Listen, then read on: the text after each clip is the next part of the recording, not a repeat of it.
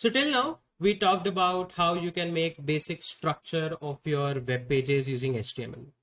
Now is the time to actually see how the beautification mechanism works, right? We now need to understand that how you can make beautiful web pages. Now the agenda is not just to make a web page and like things will be good to go.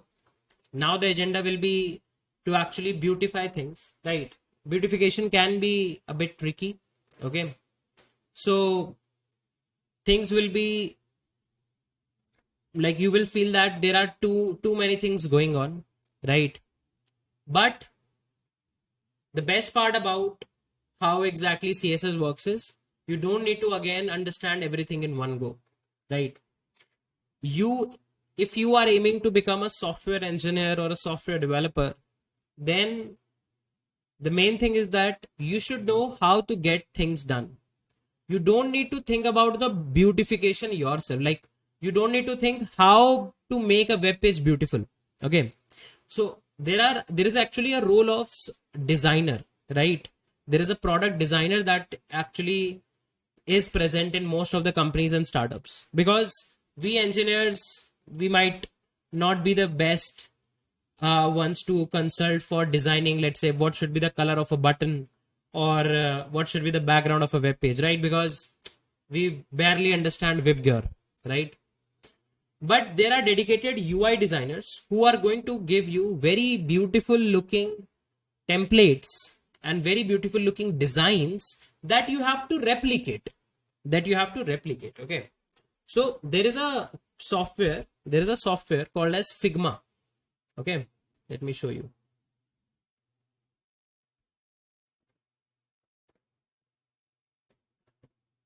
There is a software called as Figma. Okay, now what will happen is your UI designer or product designer is going to give you most probably a Figma like this. Can you see? They're going to give you this design like, okay, if you're making, let's say, a mobile page or a mobile app, then the background should look like this and the images should be like this. There should be a plus button of this color, new arrivals will be of this color, and so on.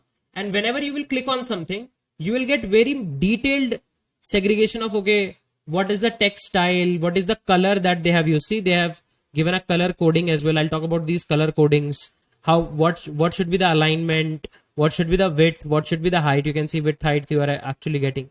So in this Figma tool, what will happen is you will get a very beautiful looking application, right? And you have to actually use your knowledge of HTML, CSS, JavaScript, whatever tools you are using to actually mimic that. So you don't have to think what should be the best color, but you should know how to apply a color, right? This designing part is one of those things where you have to put less brain in thinking and more brain in execution, right? So a lot of students of mine actually ask me this question that, sir, we are not able to apply CSS. How should we think? How should we make beautiful website and this, that? I always ask them one thing, that make a 2 or 3 projects that looks clone of something, or maybe your basic web pages, which are not very ugly, but not very beautiful, where you understand how to apply bare minimum CSS.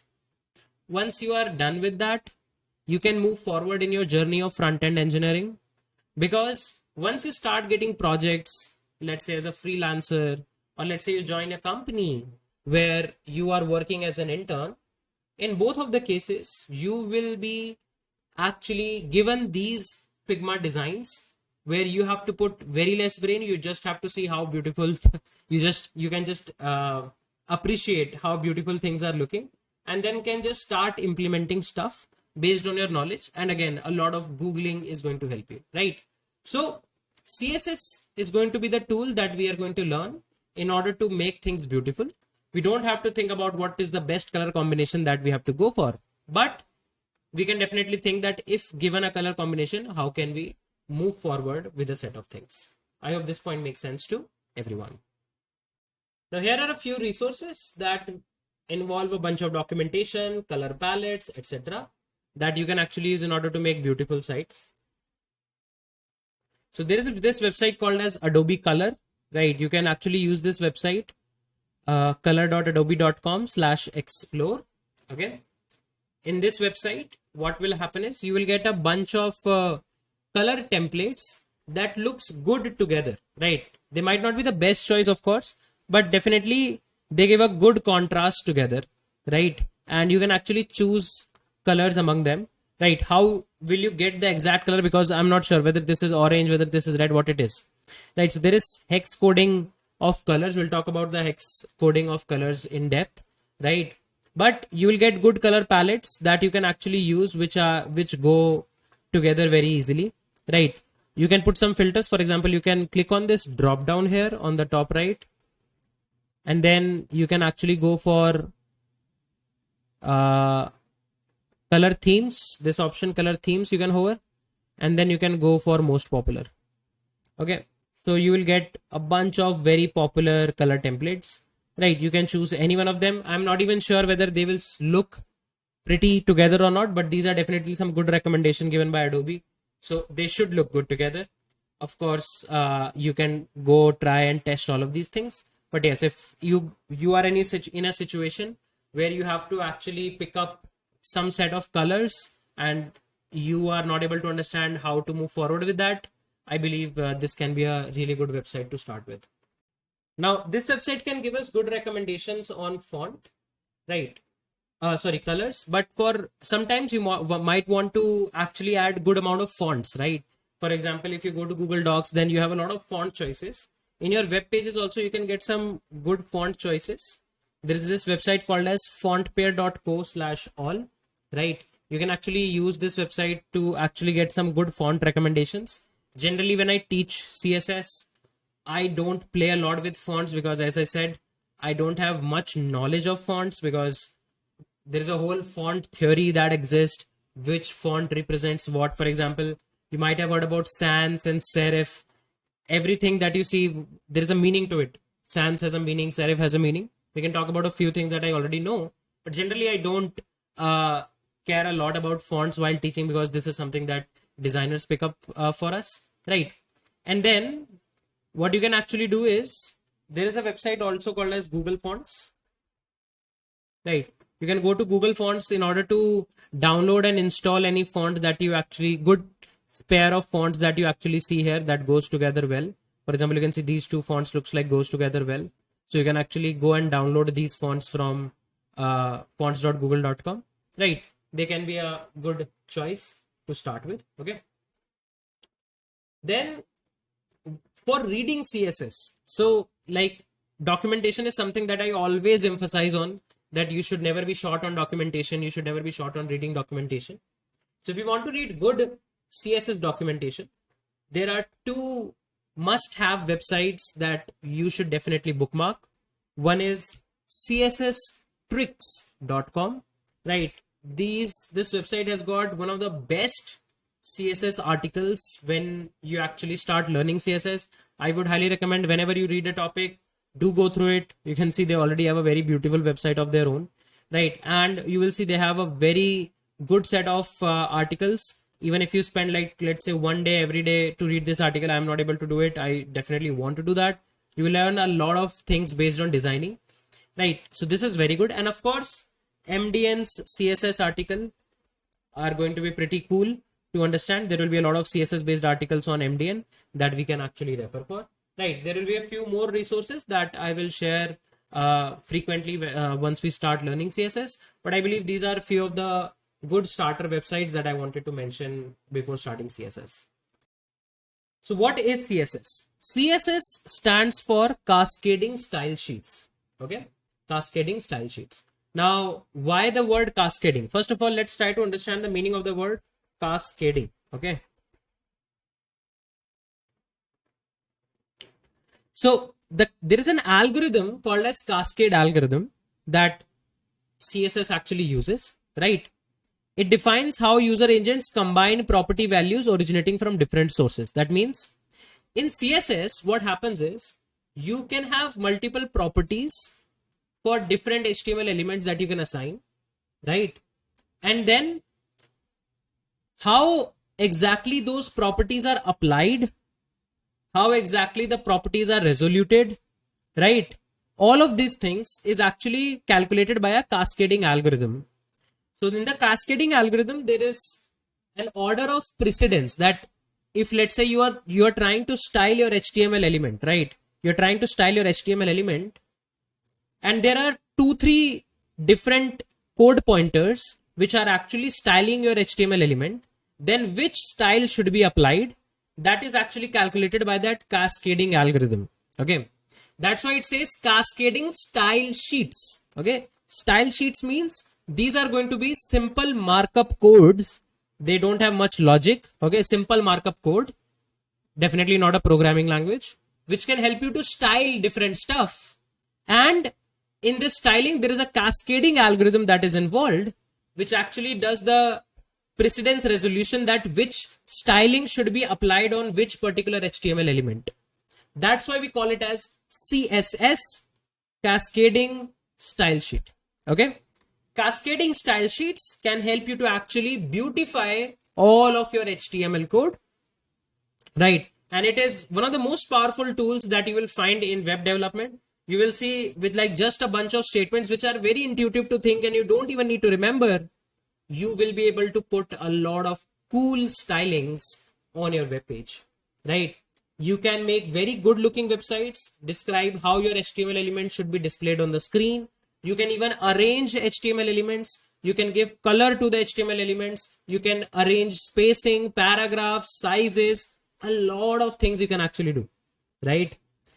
The best part is CSS provides most of the tools, including fonts, colors, spacing, arrangement mechanism, grids, flexes, everything it provides out of the box. So of course it's a one-shot tool that you can use.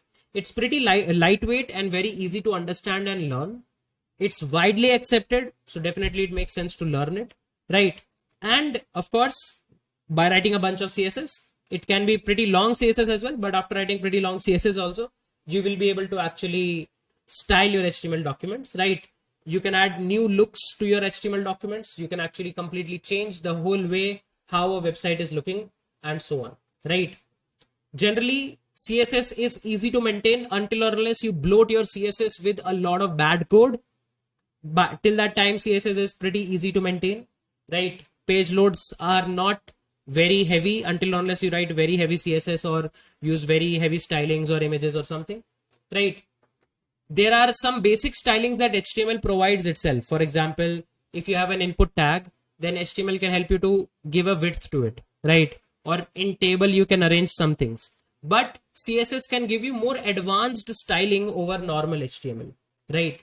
Apart from that, if let's say you are opening a web page in mobile or in web browser of your laptop or in a tablet, so actually CSS provides mechanism using which you can write responsive websites. I'll talk about responsive web apps and mobile first UI, but you can actually make your web page look different on different screen sizes. For example, on mobile, your web page might look absolutely different. On laptop, it might look absolutely different. On tablets, it might look absolutely different. On TV screens or very big monitors, it might look absolutely different, right? So this is what CSS can do, and this is what CSS is capable of. Now, before we actually start writing our own CSS, I would like you guys to see that how you can actually see CSS of any other website. Okay, so let's open some good website. For example, let's say let's open Book My Show. Okay, let's open Book My Show. Okay, this is Book My Show. Now you can actually see how Book My Show has styled their stuff. How can you actually see that?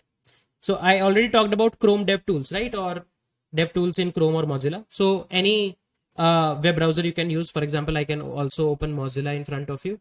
Both of them will give you a similar kind of an interface, right? Let me just quickly open that. Okay, you can see this is Mozilla Firefox. Okay, for Mozilla Firefox, I'm using Firefox Developer Edition. I really like it because I really like the tools and I'm pretty used to it. I'll open the same website here. Okay, you can see now what you can actually do in both of the both of the softwares, that is Chrome and Mozilla, is that you can right click anywhere. Let's say I right click here and there is an option of inspect. You can go to inspect and you will see this developer console. Inside this developer console, here you can see all of the HTML you are able to see, right? All the HTML you are able to see. And if you just expand this out and see this styles tab, you can see all of the styling that is actually going on here. Same thing actually exists for Mozilla. Right click, inspect, and you can see a similar structure you will be able to actually see here as well. You can see, yeah, they also have these styles and everything, right? And actually you can play with these styles. You can actually play with play a lot with these styles. For example, let's say this, let's inspect this element. Okay, so this is an image. You can see this premiere watch new episode. This is actually an image, right? Can you see that? If I just right click here, inspect, you can see this is an image. This is an image. Inspect, this is an image. Okay, if you click here, inspect, this is an H2. This is a H2, right? Let's try to change the color. You can see some color properties you are able to see here, right? Of course, I'll tell you how to write these properties and everything. But let's say now I want to change the color. So you can see the moment I click on this color pop-up comes. And if let's say I select this, can you see the color of premieres is actually changing, right? It's not actually changing the color of this H2 everywhere. It's just going to apply on your own browser, right? Like for example, any change that I make here will not reflect on your browser. It's just for my browser. You can see I can change a bunch of colors here. Let's say we'll leave it at it, and you can see now the color of the premieres has changed, right? So you can actually read CSS from here, that what CSS they have applied, right? A lot of times you will learn about new CSS. A lot of time you will see that, okay, some old CSS that you already know is getting applied and so on. So you don't have to worry a lot. Generally, you want to write clean CSS. A lot of things are handled by images. You just have to arrange a bunch of things, right? You can see a bunch of elements moving on here and there. So it's a pretty good exercise to actually practice a lot of CSS. That's what we are also going to do. Right, so now technically you know how you can see the website of other web apps.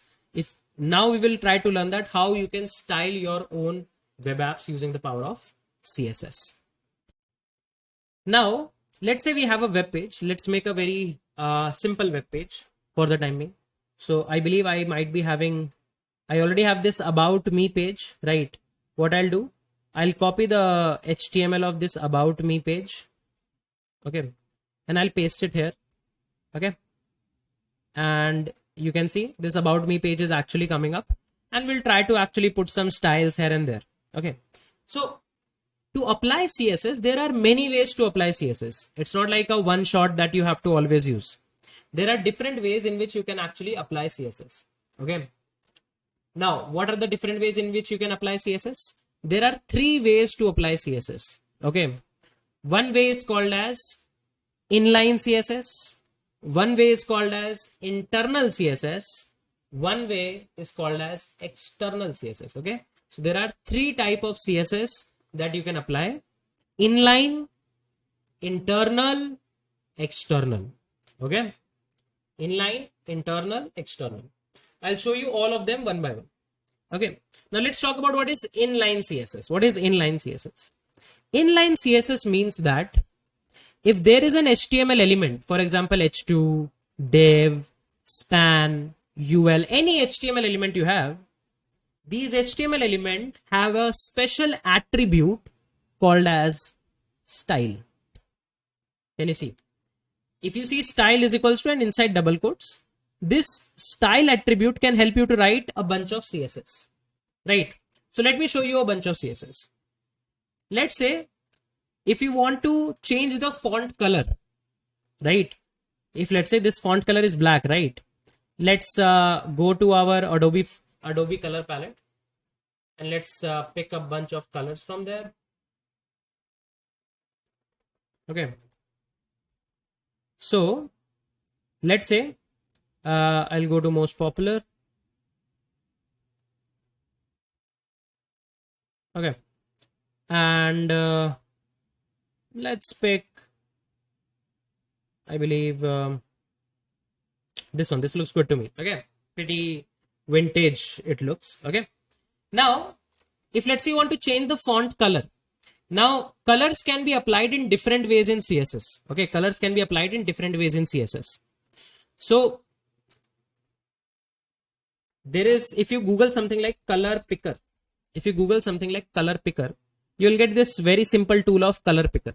You'll get this very simple tool of color picker. What color picker actually helps you to do is, for example, let's say you go to the range of, let's say, blue and purplish, and let's say you select this light purple somewhere here. Okay, now what is this color? How do you know what is this color? This is this purple? Is this violet? What if this is purple, then what is this? Everything looks purple, right? So in order to very uniquely identify colors, what you can do is, you can see there is a hexadecimal coding that is given here. This is a hex code for color, and this hex code changes for every color. Can you see? If I go to anywhere else, this hex code changes, right? You can see this hex code is changing. So if you want to use a particular color, you can actually use its hex code, right? This is one way. Another way is this RGB. So every color that you see is nothing but some combination of intensity of red, green and blue. Why? Because RGB are the primary colors. So there is this whole color theory of primary colors, secondary colors, that using primary colors you can make all of the colors mostly. So this actually represents how much intensity of red, how much intensity of green and how much intensity of blue is there, right? So you can actually use RGB, and you can see there are other ways also. CMYK, HSV, HSL, there are other ways to describe colors also. Most of the time, 90% of the time, you will see people using hex. 2 to 3% of the time, you will see people using RGB.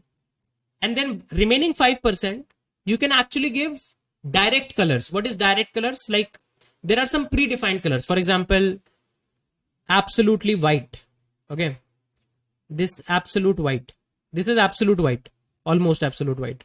Okay, this is not moving for me properly, but I believe this should be almost absolutely white. Okay, or you can see absolutely black, almost absolutely black, right? This is not absolutely black. Absolutely black will be 0, 0, 0, 0, 0, 0, 0, right? But what you can do is you can just directly write the name of some of the colors that CSS understands. So let me show you all of the ways one by one. So now what you can do is, if you want to put inline CSS, this is one of the ways to give the CSS. Inside your HTML tag, you can write the style attribute equals to, and then inside a pair of double quotes, you can give a property color. See, the moment you will write color, VS Code will give you some recommendations of the colors, which are kind of like predefined colors. For example, black or blue violet, burly wood, cyan, dark blue, dark violet, deep pink, right? You can use this color. For example, let's say we use gold, and then you have to put a semicolon. One valid styling ends with a semicolon. Okay. So how do you give the styling in CSS? You write the style property, you put a colon, and then you give the value of that property. It will automatically, like VS Code will automatically give you what is the RGB of this color that you are using. Okay.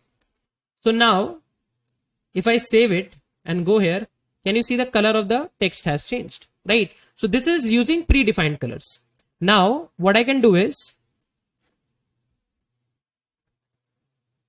if you click here, it will also give you the hex, that what is the hex of gold, FFD 700. So instead of writing gold, you can write hashtag FFD 700. The moment you save it, you can see same color you are getting, and you can even replace it with some other color. For example, let's replace it with this color. Okay, 9C, 9B, 7A. Okay. Save it. And you can see the color has changed, right? So you can actually write direct colors which are predefined. You don't need to remember all of the colors. VS Code can give you recommendations on that. Better is take 4 or 5 colors. Don't make your website a rainbow. Take 4 or 5 colors and then majorly use them. That generally looks good, right? And you can actually use the hex code directly, right? Or you can actually write the names if you want. Okay, so You can see for this, no name has been defined here, but I'll tell you how you can actually define a name. Another ways, you can actually write RGB, right? And then you can give the intensity of RGB. So let's copy, let's say this ID, paste it here.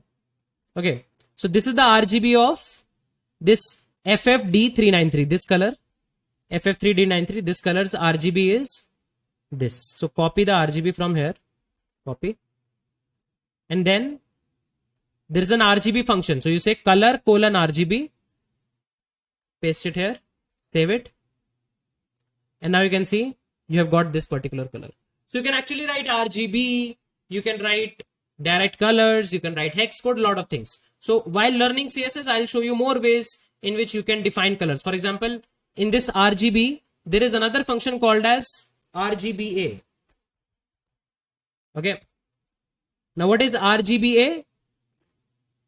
This is red, green, blue, alpha. Alpha is going to help you define the opacity, that how much opaque or how much transparent or translucent the color is. So this alpha property is from 0 to 1. So I'll show you a lot of ways, but my agenda is not currently to go deep into the color theory. My agenda is to show you that how can you put inline styles. How can you do that? You write your HTML tag, you put your style tag equals to, and then whatever styling you have to give, you can give it here. Let's give one more styling. So as I said, one valid styling should end with a semicolon in CSS. One valid styling should end with a semicolon in CSS. Let's add more valid styling. So now we will do, there is another, let's say I want to increase the font size. So there is a property, font size. And the best part is VS Code will give you recommendation, font size. Now there are some predefined font size, but let's say if I go with some specific pixels, for example, let's say 32 pixel, save it. You can see the font size has increased. You can increase a bit more, 50 pixels. You can see now this is even bigger, right? So you can see you're able to actually change the styles, right? If you actually see these two styles I've applied, right? So these are also visible here. The color is this, font size is actually this, right? So this is how you can actually apply inline CSS. That is one of the ways to actually apply CSS in your HTML documents. Now we know what is inline CSS.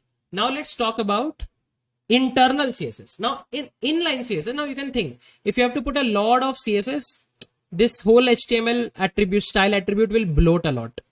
So another way in which you can actually put a bunch of CSS can be using internal CSS. So in HTML, there is a tag called as a style tag. Can you see? This is a style tag. Okay. You can put this style tag inside the head tag. See, inside the head tag, I am putting the style tag. And now inside this style tag, you can actually write your CSS, right? Okay. So now let's say,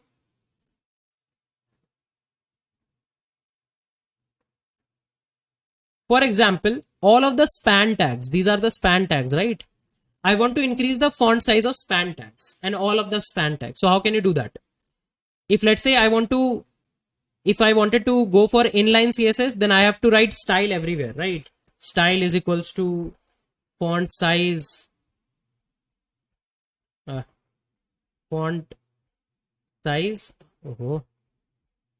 say 20 pixel. Okay. Then I have to copy paste it everywhere. This is definitely not a very good idea, right? Definitely not a very good idea.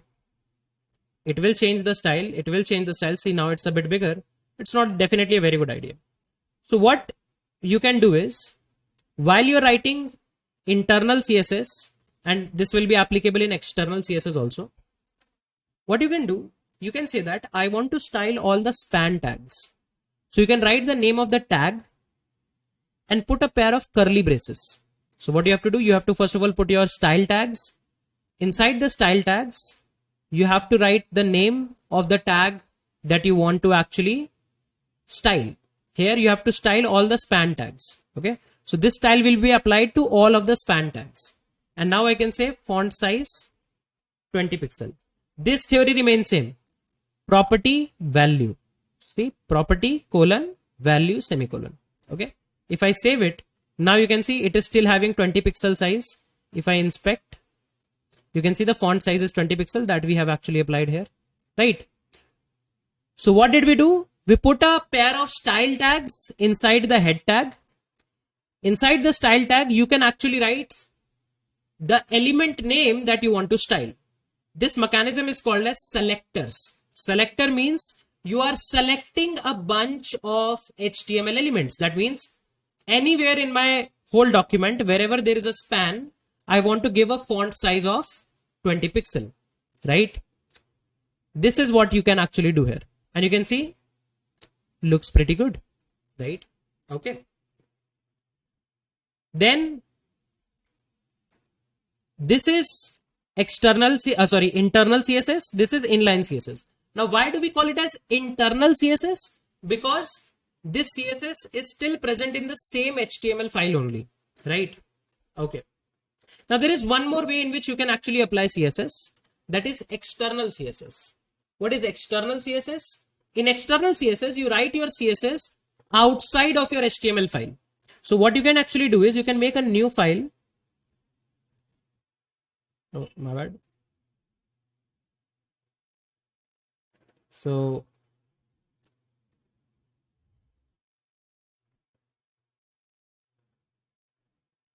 what you can actually do, you can actually make a new file. You can name it anything. I'm saying style.css. So the extension of the file should always be .css. Press enter. And now you can write a bunch of CSS here. You can write a bunch of CSS here. For example, now I have this H3 or what? This is a H4. I want to increase the size of this H4. Okay. So what I can say is H4, put a pair of curly braces, and I'll say font size will be 30 pixel. If I save it, you can see nothing actually happened. Nothing changed. Why? Because my index.html doesn't know that style.css is going to add a bunch of styling in the particular document. So technically you have to link these two documents. How can you link these two documents? There is a link tag. So the moment you write link, VS Code will give you a bunch of recommendations. One of the recommendations you will get is for CSS. If you press enter, it will say link rel style sheet href style.css. Let's talk about what is actually going on. This href actually represents the link where your style sheet is actually present. You might have seen this href already in anchor tags, right? You can see in anchor tags also href is present. Href represents links. So currently my style.css is in the same local folder, but sometimes there can be a case that style.css is hosted on the internet somewhere and you want to get it from there. So we'll just put the style.css URL and bring it here inside href. The rel property actually represents that you are going to connect a style sheet. That is going to be a CSS style sheet. The moment I save this, right? And okay, I need to go live again.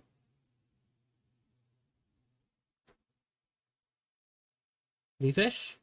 And now you can see the size has been increased, right?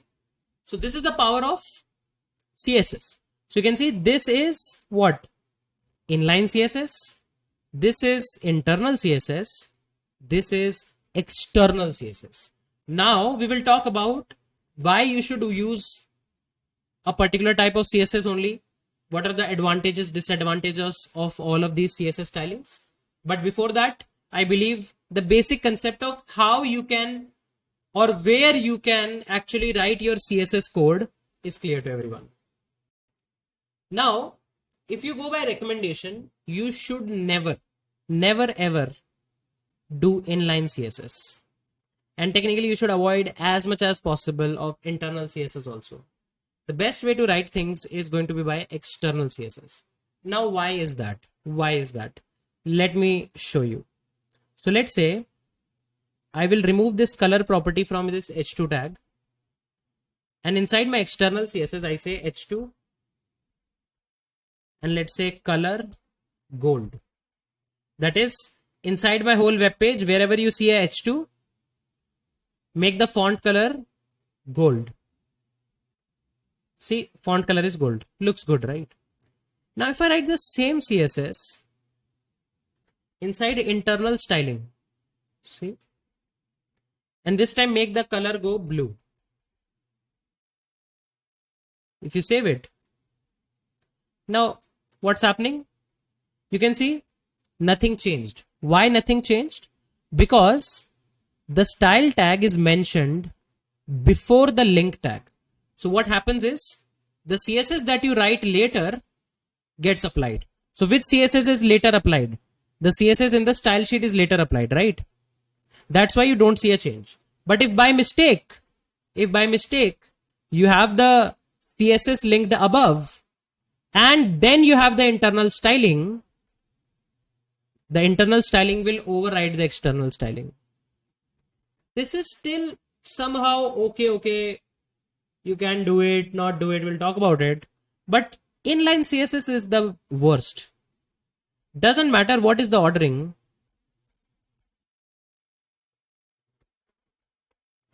Now inline CSS is technically the last CSS, right? Because it will be definitely after your link tags and the style tags. It is directly present inside the HTML tag only. So this has the highest precedence. Doesn't matter what you have written above, inline CSS will override everything, right? Inline CSS will override everything. So the biggest disadvantage that exists with inline CSS is that it makes the HTML code very messy, right? And there is a highly likely chance that it will manually override something that you have already written that can cause bugs. Okay. Advantages for inline CSS is that it's easy to write. You don't have to make a new file. You don't have to go to a lot of hassle. So for example, if you have to just write 4 or 5 stylings in the whole web page, okay, let's see, you can maybe use inline styling or maybe for demonstration purpose, right? You don't have to create and upload a new file altogether. If you talk about internal styling, then inside the internal styling, the similar problem exists that you are bloating your HTML code. There's a concept called as separation of concern. Separation of concern says that you should have only relevant piece of code in a relevant file. Now HTML is meant to just give you structure. So why you are adding styling inside that? So you are making the whole code messy, right? But the best part is you can use different type of selectors. For example, here, whatever style you write gets applied to this particular H2 only. So there is another problem that exists with inline CSS, that if you have to apply same styling to multiple elements, you have to copy paste the same styling every time. But there is a benefit with internal CSS that if you have to collectively style a group of elements, you can do that because you have access to selectors. Selectors help you to select a group of elements together and then style them. For example, select all the spans. Okay, that's kind of like a benefit. But when you go to external CSS has all the benefits of internal CSS. Apart from that, it's a separate file, so it doesn't bloat your code, and you can have very segregated set of style sheets that you can even reuse in different HTML files. Now, for example, this style cannot be used in any other HTML file, but I can use this same style.css in another HTML file as well. So that's the benefit that you actually get with external CSS, and external CSS is pretty much manageable as well. It's very well managed. You can easily manage it. You don't have to go through a lot of hassles and everything. Now, of course, it will be very tough to remember a lot of CSS properties. Once you start using them, then you will get a hang of it. And definitely there are some very frequently used ones that we are going to use. But you can actually Google something like all CSS properties. You will get a bunch of them. Definitely this is also not everything, right? But if you just scroll down, and if you go to w3org, this w3org, not w3 school, I'm talking about w3org, you can see here you will get an index of all different properties that you actually can use, and you can see it's what, too much. Okay, so I always say you don't have to remember everything, but you can just go to a bunch of these websites if you want to see all of them. Generally, you don't need to remember all of them. You can see all of the CSS properties are listed here. You can just go on anyone and then start reading about it. Generally, when you have to do something, for example, change the color of a button. So you'll get some idea about, okay, CSS buttons. That's how you can change the color of a button or something like that. You can also use Chat GPT or Bard AI. Okay. They will also help you to do this. How to change color of a button in CSS. And same to same question I'll type here as well. Okay, so they can be your personal tutors in these cases. So you can see it is giving you recommendations that how you can actually change the color of a button, right? So you can see background color and then color. I already talked about this color is font color. Background color is something. We will talk about that, right? You can see, and ChatGPT is also giving you recommendation. So you will be most probably Googling a lot of stuff regarding CSS. And I also rely on a lot of ChatGPT and Bard nowadays for CSS related stuff, because there are few concepts which are very logical in CSS that we can do ourselves, but there's a lot of concepts that are not that logical. So we can rely on ChatGPT and Bard for all of these. So while learning CSS, we will use different properties, and we will at that point of time only see the use case of that particular property. But there is a bunch of concepts in CSS that you need to learn. First was inline versus internal versus external. There are some more concepts. For example, selectors. We will have a very in-depth discussion around selectors. Then you need to understand flex boxes. Then you need to understand a bunch of things around grid, right? And few of these concepts. So while learning these concepts, I will be writing a lot of CSS. At that point of time, you can understand what that particular property is actually doing, or in what different ways you can actually use that property, right? And one of the most important topic will be flex, that is flex boxes. We will use it. Most of the time we will be using flex boxes. There are some limitations with flex box that we will talk about and use grid for it. But most of the time flexbox does most of the things, and we will talk about it. But first of all, let's start talking about selectors, and let's see what are selectors and what are the different type of selectors that you actually get.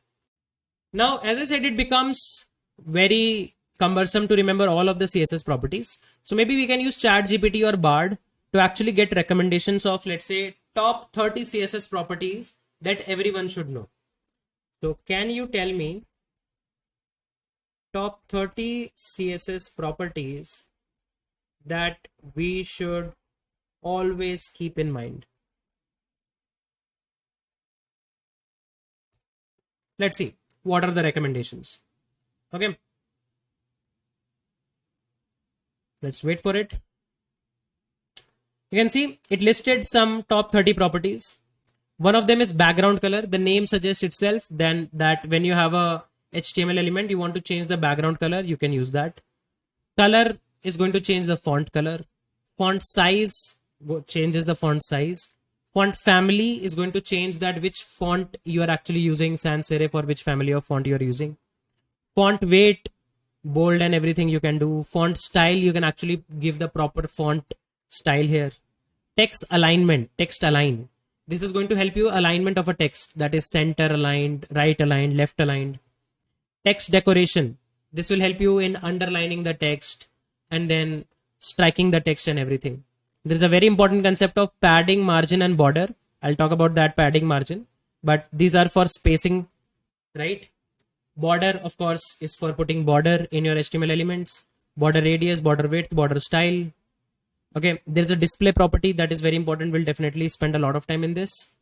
Position is very important, right? Then you can see height, width, min height. That is, at least this much width should be given. At least this much height should be given. Max width, max height, all of these things. So you can see a bunch of very commonly used CSS properties are going to be these. There are some extra properties that it is mentioning. These are for some advanced styling and CSS, for example, transformations and animations and everything. But you can actually use it. And you can ask a similar question to ChatGPT, and I believe we are going to get a similar prompt with ChatGPT as well. See, color, font family, font size, font weight, text decoration. And these are definitely very frequently used ones. I'm also pretty much aligned. It is also giving background position, background size, and everything. You don't need to remember everything. Some 10-15 we will remember always, and after that, once we start using these, we will be getting the idea of how to do something specific. So these are the 30 recommendations from ChatGPT as well. Now, what is a selector? Okay, what is a selector? I will first of all give you a definition, then we will go to CSS tricks, and then we'll try to understand selectors. Selectors are a mechanism that CSS provides us, using which we can collectively select a bunch of elements or bunch of HTML elements and then style them together. Okay, for example, I want to style all the span tags of the page. Okay, or let's say I want to style all the H2 and H3 of the page, right? Or something more specific. For example, let's say I'll write a paragraph here and we will say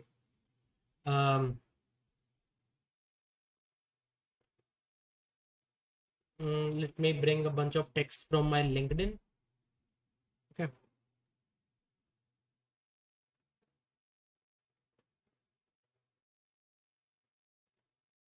Okay, I'll bring it here.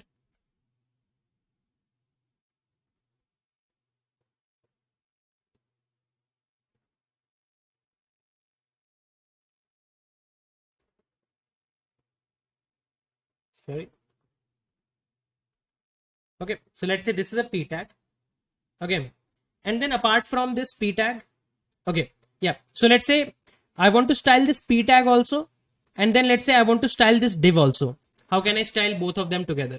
So these kind of stuff we will be able to do. That is, using selectors, you can actually select a particular element and style things corresponding to that. Okay, we can select a particular element and then style things corresponding to that. Okay, so let's go to CSS tricks and talk about selectors. Okay, I really love going through documentation for CSS. So let's see where they have defined selectors. Okay,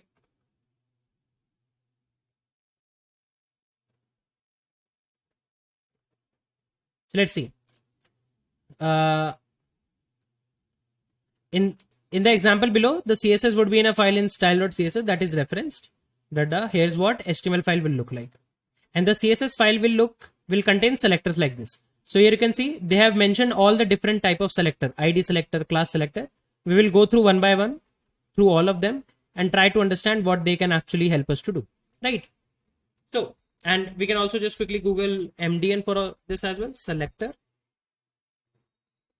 CSS selectors define the pattern to select elements to which a set of CSS rules are then applied. So see, you can select a bunch of elements and then apply CSS rules together. CSS selectors can be grouped into the following categories based on the type of element. So there are different type of CSS selectors. We are going to go through mostly all of them and try to understand what actually can be done. Now the first selector, that is the most important selector, and I would say one of the most important selectors, is called as a universal selector. How do you represent a universal selector? You represent a universal selector using an asterisk. See, this asterisk represents a universal selector. So see, the CSS universal selector matches element of any type. That means if you want to give this styling to everything in your document, like every single thing in your document, you use this universal selector. Everything is selected. Okay. So I'll write a comment. How do you write comments in CSS? You can write comments in CSS like this: /*, then some comment, then */. Okay. This is a universal selector. Whatever you write here is applied to everything. Okay. So now, what should we write? What should we write here? So there are a bunch of things. One of those is box model. I'll talk about box model later. But one of the most important things that I definitely love to write inside my universal selector is something related to margin. Okay. So let me show you. Let me open the HTML page. Okay. Let me zoom in a bit. Okay. So a lot of times what will happen is you will hear this word margin and padding. You will hear this word margin and padding. Generally, there are a bunch of margin and padding settings that are applied by default to every browser. For resetting those, you write those inside universal selectors. And also you will learn a concept of box model. A few box model configurations also you can write in HTML universal selector. But I will tell about more about them when we actually come to box model. Before that, let's write something like background color. So what background color is going to do, it is going to apply a background color to everything. Now let's pick a background color. I'll pick a background color to be something like this. Okay. Copy, paste, save. And you can see everything got a background color of whatever this color was. Okay. So you can see everything got the background color. Okay. Now this is universal selector. Now there is other type of selectors as well. That is called as a type selector. What is a type selector? In type selector, you can mention which HTML element you want to style in a particular way. Which HTML element you want to style in a particular way. Okay. So let's do this. I'll pick a different color for my background. Okay. I'll pick a different color for my background. So let me bring a color. Okay. Actually, I'm bringing this color from LinkedIn. Generally, we'll see a lot of people using this very basic color.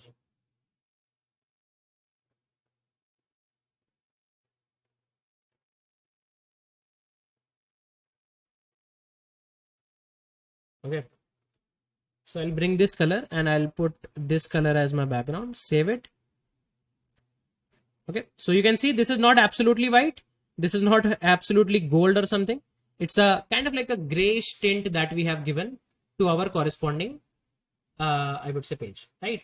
You can actually see that, right? Cool. Now let's say I want to specifically style a bunch of things. So what will I do is, let's go here. Let's say I want to say that the background of this H2, I don't want the background of this H2 to be this gray color. I want this background of this H2 to be absolutely white, or let's say absolutely black, something. Okay. So you can say H2. This is a type selector. That is, you mention the HTML element type and then write a bunch of CSS for it. So first thing is, let's say I'll say font size. I'll maybe keep it large. Save it. Or let's say larger we can do. Okay, this is a bit big, looks good. And let's say if I now do background color to be white, save it. You can see this background color actually became white. This whole background color became white. You will say that why this right side is also becoming white. This is because of the box model. We'll talk about the box model and how boxes actually work with CSS. But you can see this CSS selector was applying the background color, this grayish background color everywhere, but we overrided our H2. Why? Because the styling that you will write later will be applied. So first this gray color was applied and now this white color has been applied. So whatever style you will write later actually gets applied. This is the power of CSS. Okay. So that's how you can actually use a particular type of selector. Now what I'll do is I'll not style my H2. Let's do something different. Okay. I'll also change the structure of the page a bit.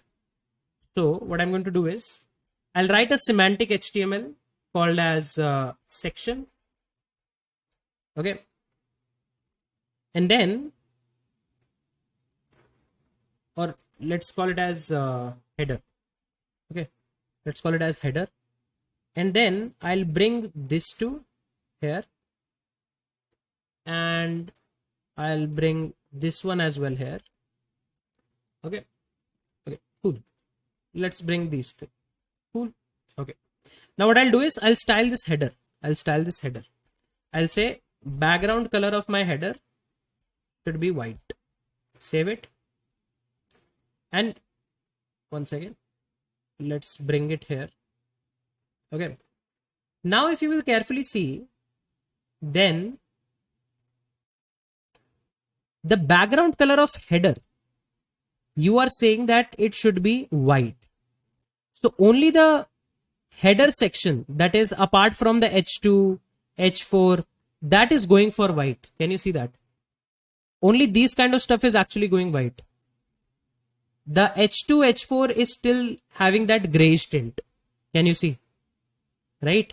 This H2, H3 is still having that grayish tint. So what's actually going on? This particular styling is just applying the background color to your header. Anything else is getting overridden by this background color.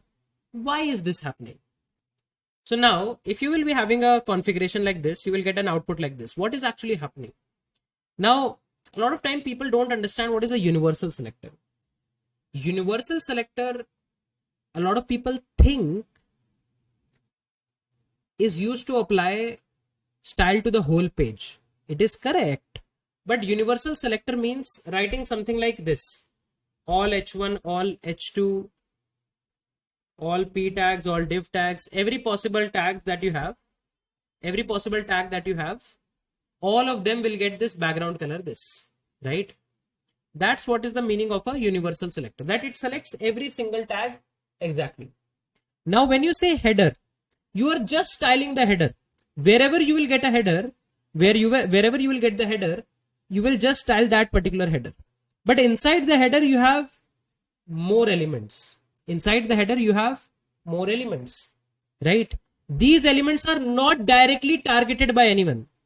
If you will directly target, let's say H2 also with a background color red, then what will happen is, you can see now H2 also is directly targeted. So whatever element you will directly update, no, only that element's property will be updated if you have used the same property for a universal selector.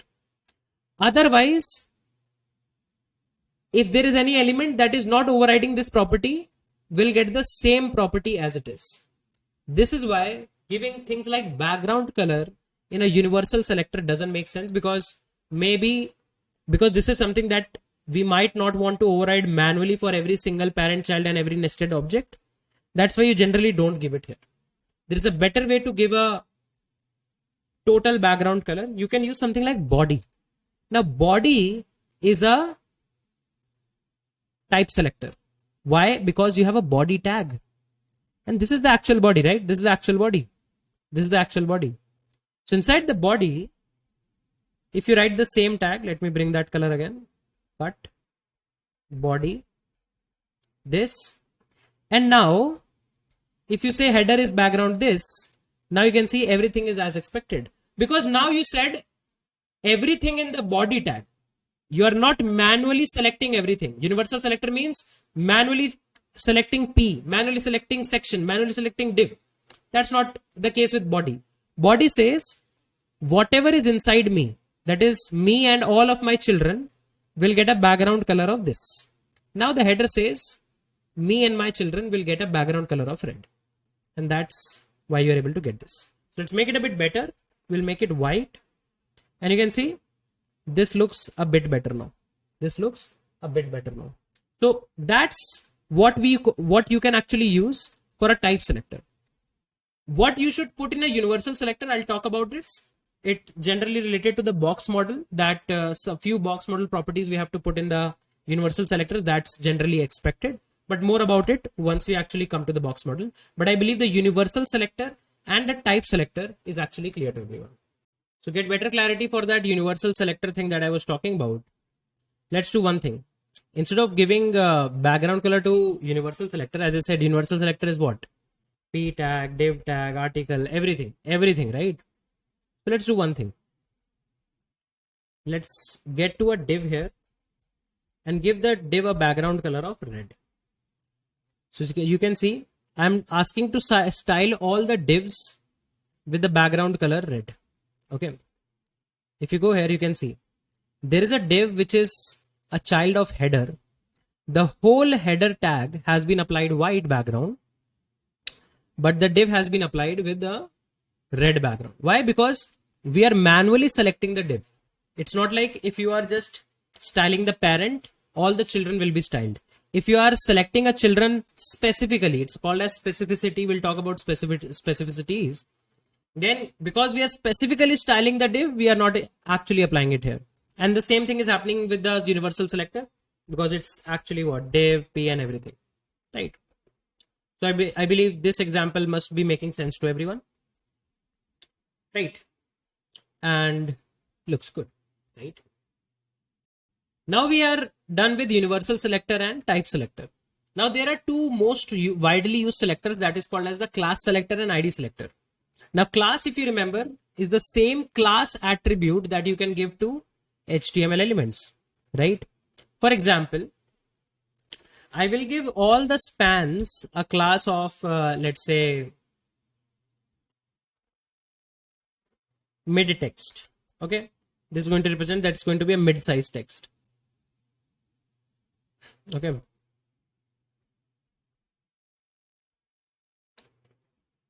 And I'll give mid text to li as well.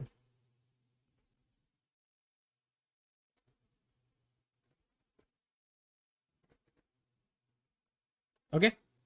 Now, let's say I want to style every element which is having a class mid text. How can I do that? So if you want to use a class selector, what does class selector says? Class selector says that all the elements with the corresponding given class attribute will be selected. So how do you select a class attribute? You say dot and the class name mid text. You say dot and then the class name mid text. And now let's say font weight is equals to, let's say, bolder. Okay. And let's say font size is equals to medium. If I save it, you can see now all of this is a bit bold, and the size of the font is also, you can see, kind of like medium, right? So that's how you can actually do with what you can actually do with class selectors. Now let's say there is one more type of selector, ID selector, and we have already talked about ID. ID is used to actually select one specific element from your HTML. If you will keep duplicate IDs, then whatever is the first one will be picked. So let's say I'll give this H2 an ID of, let's say, head text, something like this. Okay. Generally, you should give this naming more specific, but okay, head text. Okay. And how do you select an ID? You can say hashtag head text. Okay. This is a ID selector. Dot is a class selector. So when you say dot and a class name, it is going to style all the corresponding classes.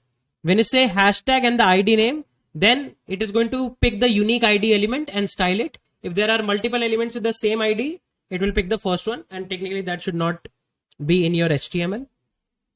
So let's give this something. Let's say there is a property called as text decoration, right?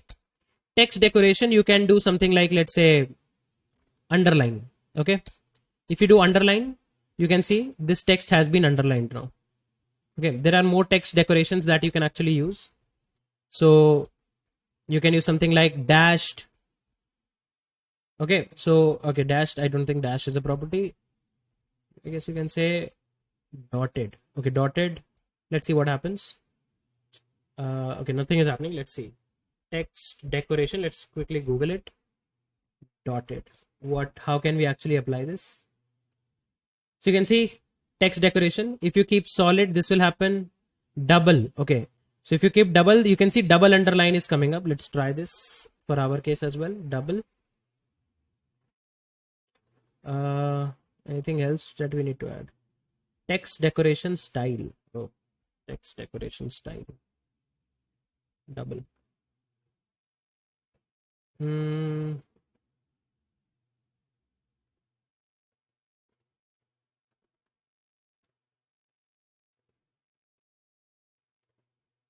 I guess you need to also add text decoration line property. Okay, first of all, we have to add text decoration lines. Okay, so what is text decoration style? Whatever line you will put, it is going to style that line. So first of all, you need to add a text decoration line. Okay, so let's add this property, text decoration line. Okay, first let's add this text decoration line underline. You can see underline is coming up. If you change it with overline, the line will go up. If let's say you change it with line through,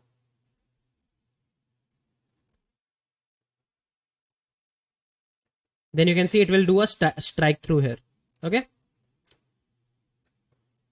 underline 0, you can see this will happen. Underline 1, this will happen. So you can see multiple properties of text decoration line is there. I'll keep it underline. And if you have to style this line, whatever line you have put, if you have to style that, then you have text decoration style. Okay, so let's say if I do text decoration style as double, now you can see there are double lines. If you can specifically see, there are double lines coming up. Okay, so if you do wavy, let's do wavy. I'm not sure when you should use wavy. And so see, it's wavy. Now if you do dash, dash will come like this, dotted will come like this, solid will come like this. I believe solid should be a good to go for us. Right, I'll attach this document.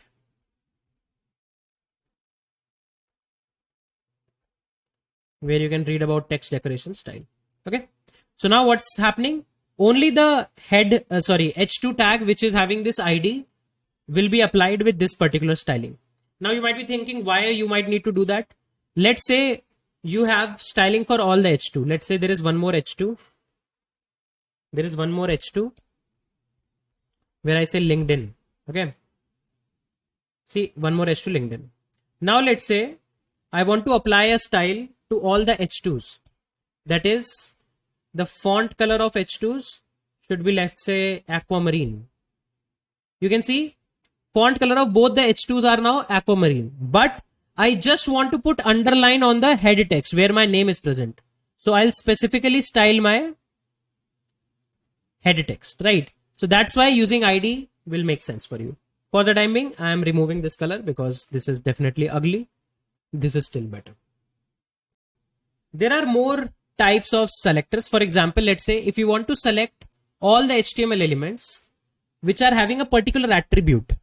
Okay, so you can use attribute selector, right?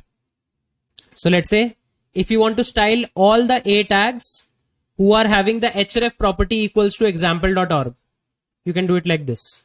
Okay, then let's say all the A tags which are having href which contains example, so you can say star is equals to example, and more like this. You can see if there is a title attribute, then you can style it like this. So this is more, I would say, useful and regularly used, I must say. So let's have some attribute. Okay, do we have some attribute? Do we have some attribute? Let's do one thing. Let's have an input tag. I'm just writing it randomly. Type text and let's say disabled. Okay, you can see there is a input tag disabled.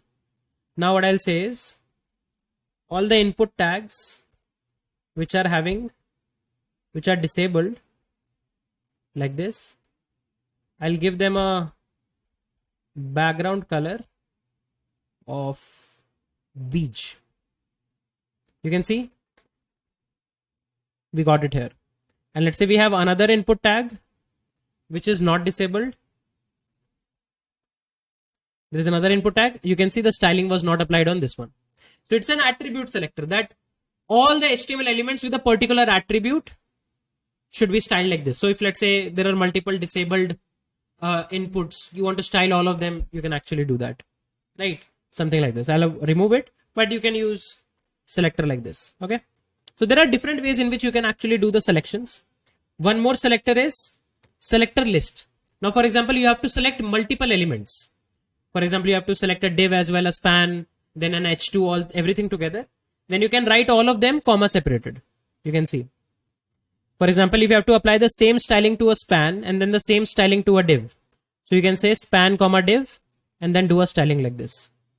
Okay, this is called as selector list. So you can give comma separated selector list. Okay, so these are some more common selectors. Now we'll discuss about a few advanced selectors from now. But I believe till now, whatever it is we discussed regarding selectors is clear to everyone. Now there are some more selectors that once we start doing some more specific stylings, we will be using. These are a bit advanced as well. These are combinators, right? For example, if you write something like A space B, for example, div space span, space says that you need to select all the nodes that are descendant of the first element. In simple terms, all the span tags which are the child of any div tag should be selected here. Let me show you. So this is a span, and let me write another span tag here.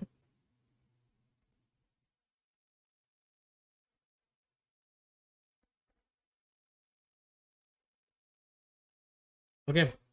Now I am going to say that all the spans which are the children of any div should get a color of cadet blue. Okay. If you save it, you can see this, the professional social media. This is also a span tag. This is also a span tag, but the color only got applied to the span which are a child of a div. And why do you have this here? You can see it's a child of a h2 tag. So everything inside h2 is supposed to be big, right? So this span is not going to apply any style of itself. It is just a span. So whatever is the style, default styling of h2, that is a pretty big and bold text, will be applied here. But this styling, div space span, is only going to be applied to these three spans, right? So it's the descendant combinator that if you want to select all the children of a particular parent. Okay, and you can do deep level nestings. For example, let's say so if you want to give a new line, there is a break tag that exists in HTML. Okay, see, there is a break tag. If you save it, you can see it moved everything to a new line. Okay, so just wanted to mention, but I believe we can have something like what should we say? Let's have another span, maybe. Okay, span inside a span, maybe. Okay, and let's say we'll call it as, let's say, part-time. Okay, save it. You can see now it says educator part-time. Let's bring it here. Okay, and let's give this span a class of, let's say, extra, something like this. Okay, now, and I'll have one more span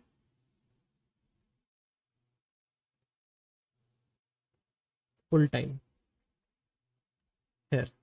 Okay, if this is software engineer full-time, educator part-time, something like this. Okay, and then I'll have a similar span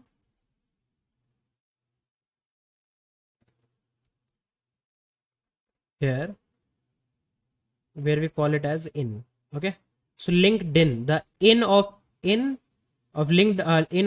I'm going to wrap it inside a span. Okay, so now let's say if I say that for all the spans inside a div tag, or let's say inside a div tag, whenever you have an extra class, then you will say text decoration underline. If you save it, can you see what's happening? In the div, there is a child, although it's a grandchild, it's not an immediate child. Can you see?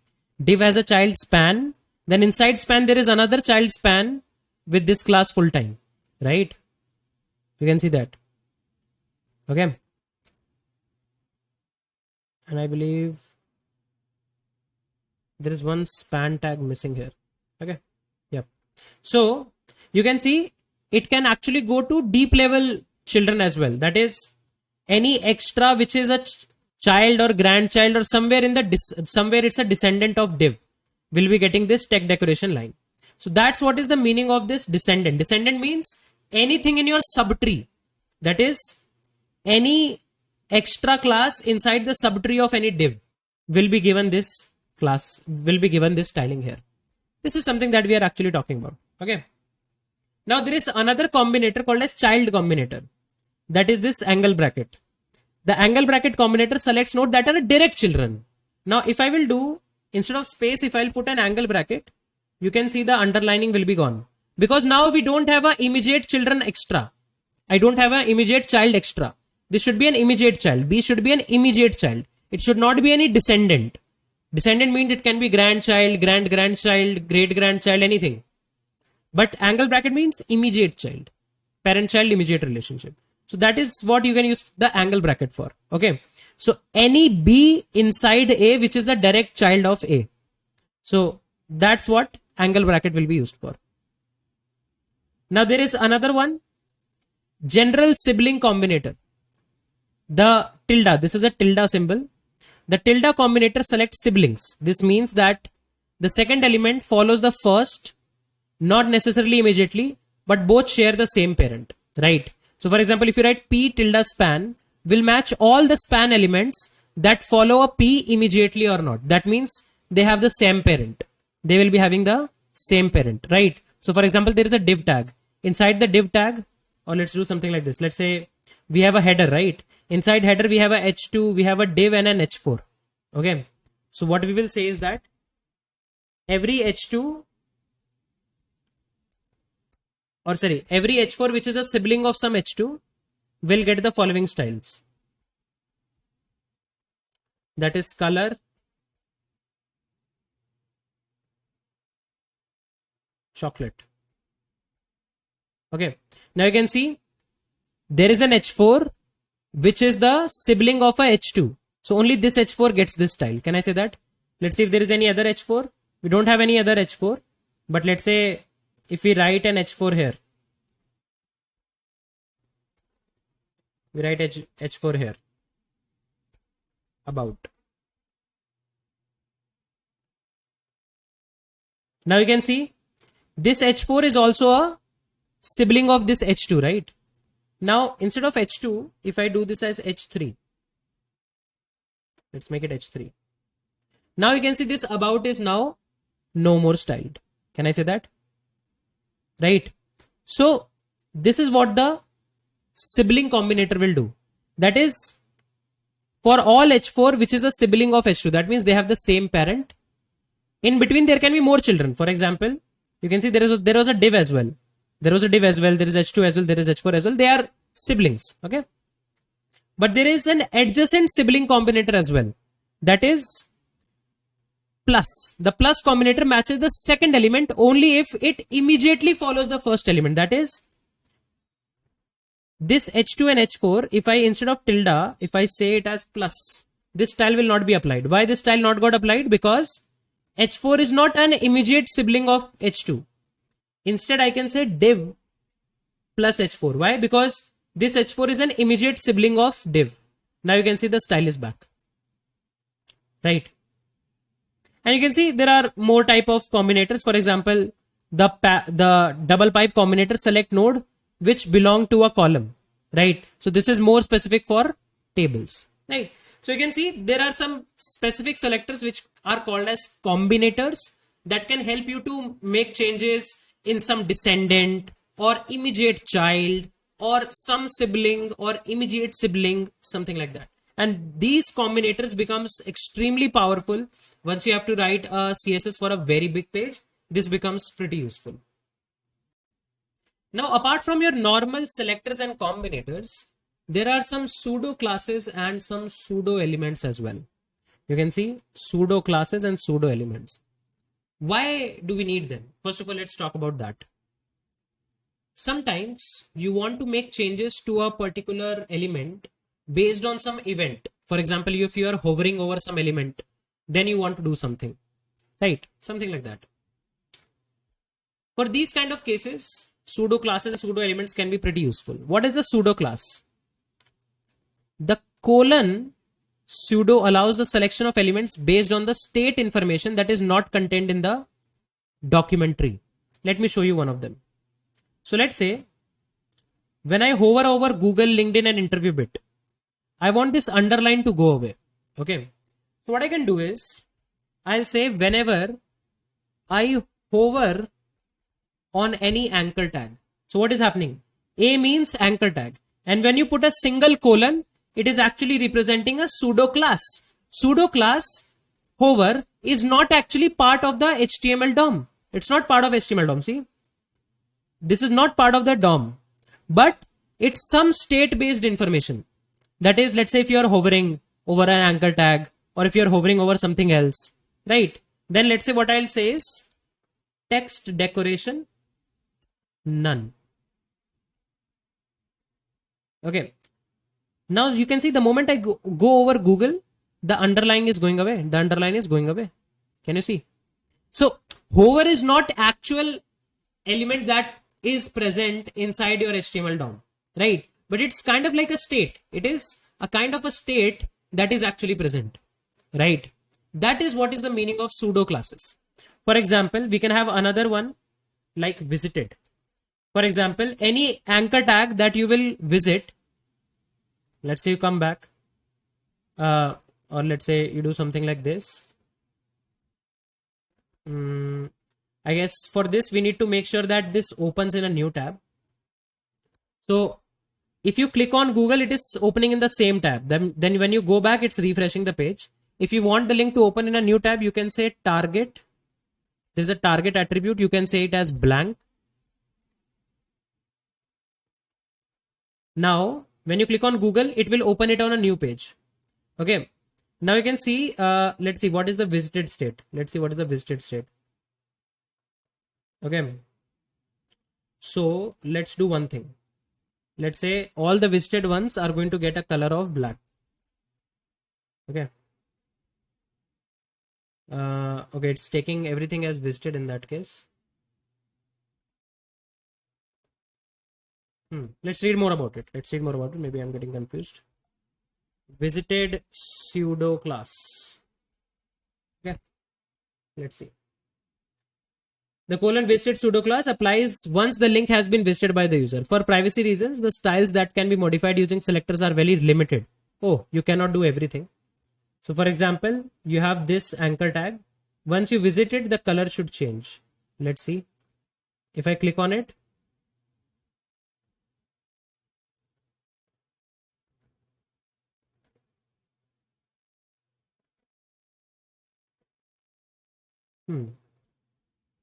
it's not even working here. What is the HTML? Let's see. Inside the HTML, you have this as an anchor tag, this as an anchor tag, and these two as anchor tags as well. Then the P tag is font weight bold. And then any anchor tag that you visit becomes, let's say, red. Let's make it red. Okay. Okay. So this anchor tag is already visited. You can see I've already visited youtube.com. That's why it's actually saying this. Now, if I will visit random MDN page, and if I refresh, okay, something odd. Let's try this. Let's open it, close it back. I believe anything that is already in the history, it is only taking that. So let's change it to google.com.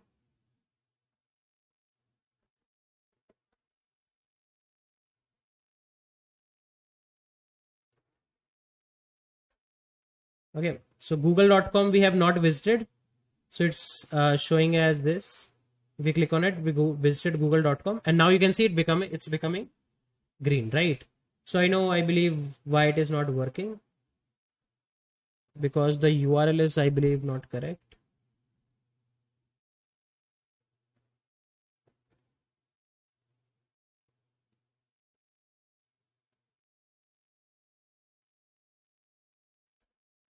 Let's see. If now you click on it, it went here. Why it's not overriding this? Is there a inline CSS here?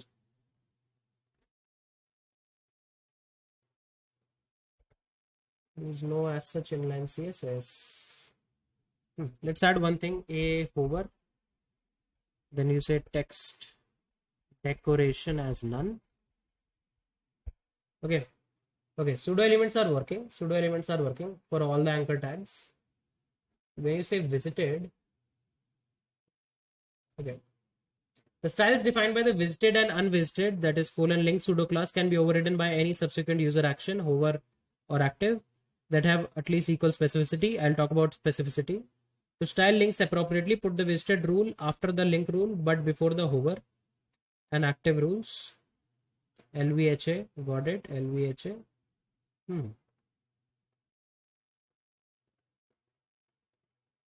You can't apply all of the styles, so only a few styles you can actually apply. But I believe let's try to open it in Mozilla. I believe it can be something specific to my browser. Okay, let's try this. Okay, now everything is blue here. Once we click on a link, it should become green.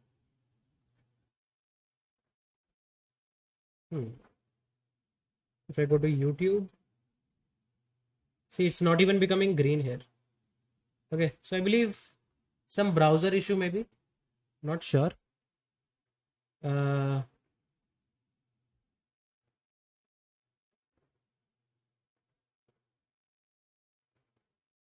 If I refresh, looks like some browser issue.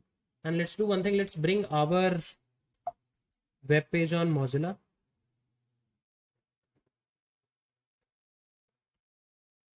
Okay, so what styles I have applied? For visited, the color should become black. If I open google.com, it's not applying it here. Let's try to inspect.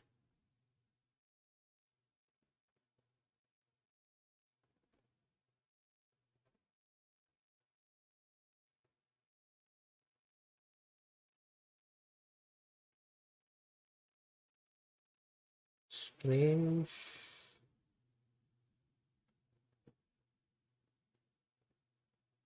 Visited.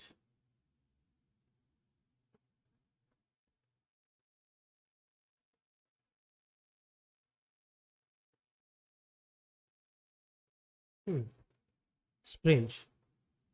So the issue looks like browser specific. What I did was I changed it to target blank for all the links so that I can open all the links in a new tab. And then I kept a visited color red. That is, whenever we visit something, it becomes red. You can see Google and LinkedIn I have already visited, it's red. Interview bit I have not visited. If I click on interview bit, I can see this is red as well. So it's working on Safari but not on Chrome and Mozilla. So this might be due to my restriction on my, I would say, browsers. Right, now you can see it's even showing it on Chrome. So this can be, I believe, let's refresh once on Chrome. Okay, and let's add one more link. Let's see if it works on Chrome now. Let's add one more link. Ex software engineer intern at, there is a website, I guess, kakcho.com.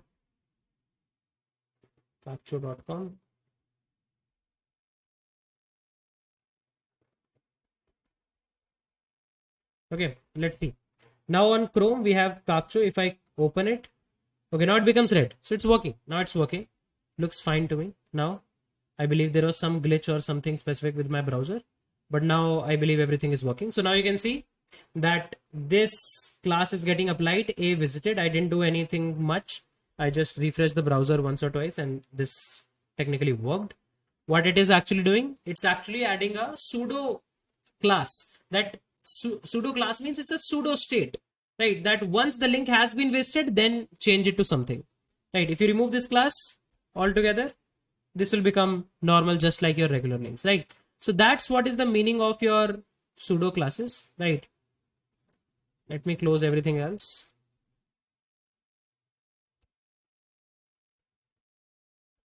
Okay. Now, apart from pseudo classes, there are pseudo elements as well. Now, what is a pseudo element?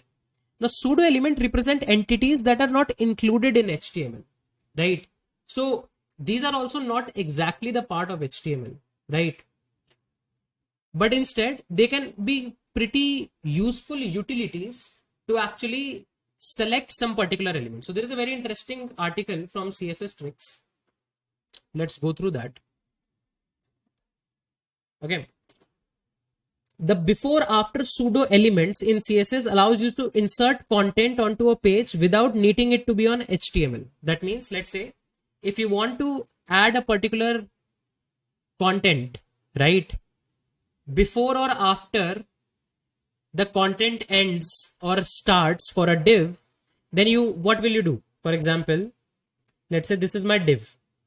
If I want to add something here, so let's say you might want to add a 3 dots here, and let's say you want to add 3 dots here, right? This is one way to do it. You can see 3 dots got added here and here, but you can actually do it without even creating an actual HTML element. That's what they're suggesting here. So if you do something like, for every div, before the div starts, so there is an area that you can actually fill before the div actually starts, and you can actually put the content as ... If I save it, you can see this is actually putting the content ... And same thing for after.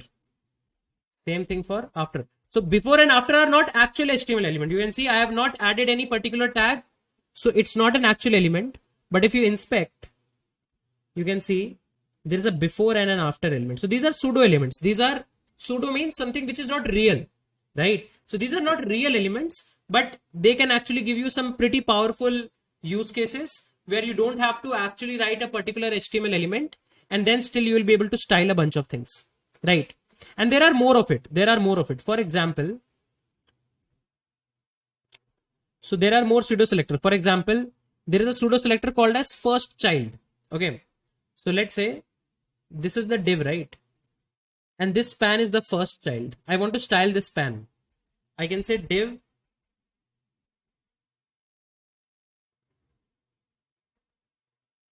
first, let's say child. Okay. So there is something called as first child, or there is something called as last child. Okay. I guess these are pseudo classes, right? You can see this is a pseudo class. It's not a pseudo element. Now, let's say if you want to specifically style this particular pseudo class, that is the first child of every div. So there is a div. This span is the first child. Then there is no other div. Okay. I want to just style this first child. I'll say background color to be green. What will happen is, let's see, are we setting any other background color? Let's avoid this background color for the time being.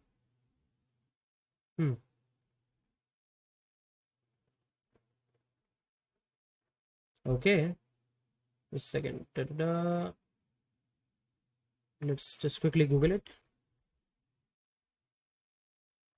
First child, right? So you can do something like li first child and give it a bunch of properties. Let's do something like this. Let's say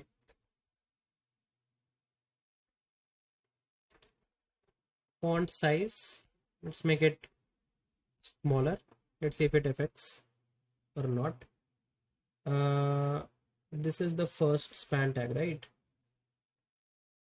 This is the first child. Okay, we are also having some specific classes, mid text and everything. Let's remove that. Okay. And anything else that we are styling here? Extra is also there. Let's even remove that. Let's remove that. Okay. Now, so the mistake that we were doing was we were not putting a space in between, right? So now what does it say? If you have a div, then which pseudo class that you have to pick? The first child of this particular div. If you don't put a space here, this becomes div colon first child. What is the meaning of div colon first child? It will say that if this div is the first child of its parent, then only apply this color. So what is a parent? Parent is the header, and div is not the first child.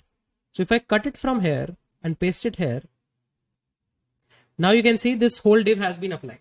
So when you don't put a space in between, what does it say? If this div is the first child, or let's say all the divs who are the first child of their parent should get this color, right?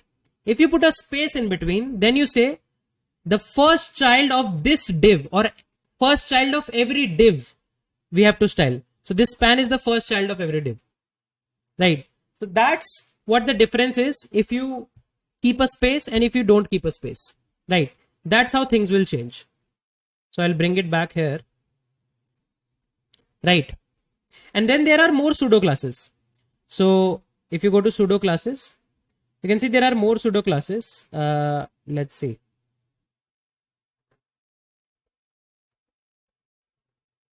You can see there is first child matches an element that is the first child of its siblings. First of its siblings. Last child is the last of its siblings. Only child matches an element that has no siblings. Right? And then there is one more.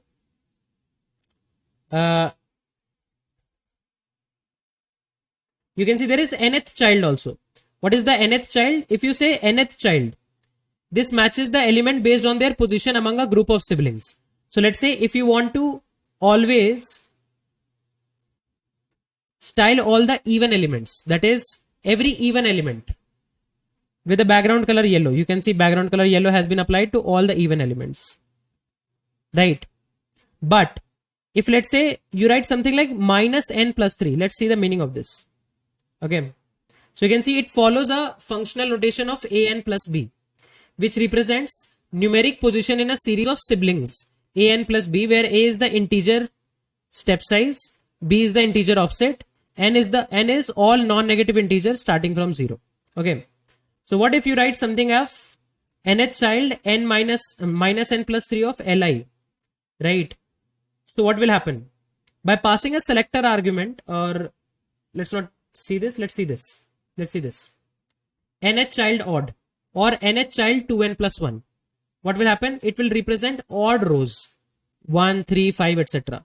You give all the values to n, that is 0, 1, 2, 3. Then whatever elements comes up are going to be your corresponding nth child. So now, if you give the value of n as 0, this becomes what? 3. So you give border 2 pixels solid orange, right? Then you give the value of n to 1. Give the value of n as 1. This becomes minus 1 plus 3. That is 2. So the third child and the second child. Then you give n a value of 2. That is minus 2 plus 3 is 1. So the first child, second child, and third child. The moment you give it 3 or something greater than 3, this becomes negative. If it is negative, it will not be applied anywhere. So you can see only the top 3 childs are getting this particular styling, right? So the nth child takes a parameter n.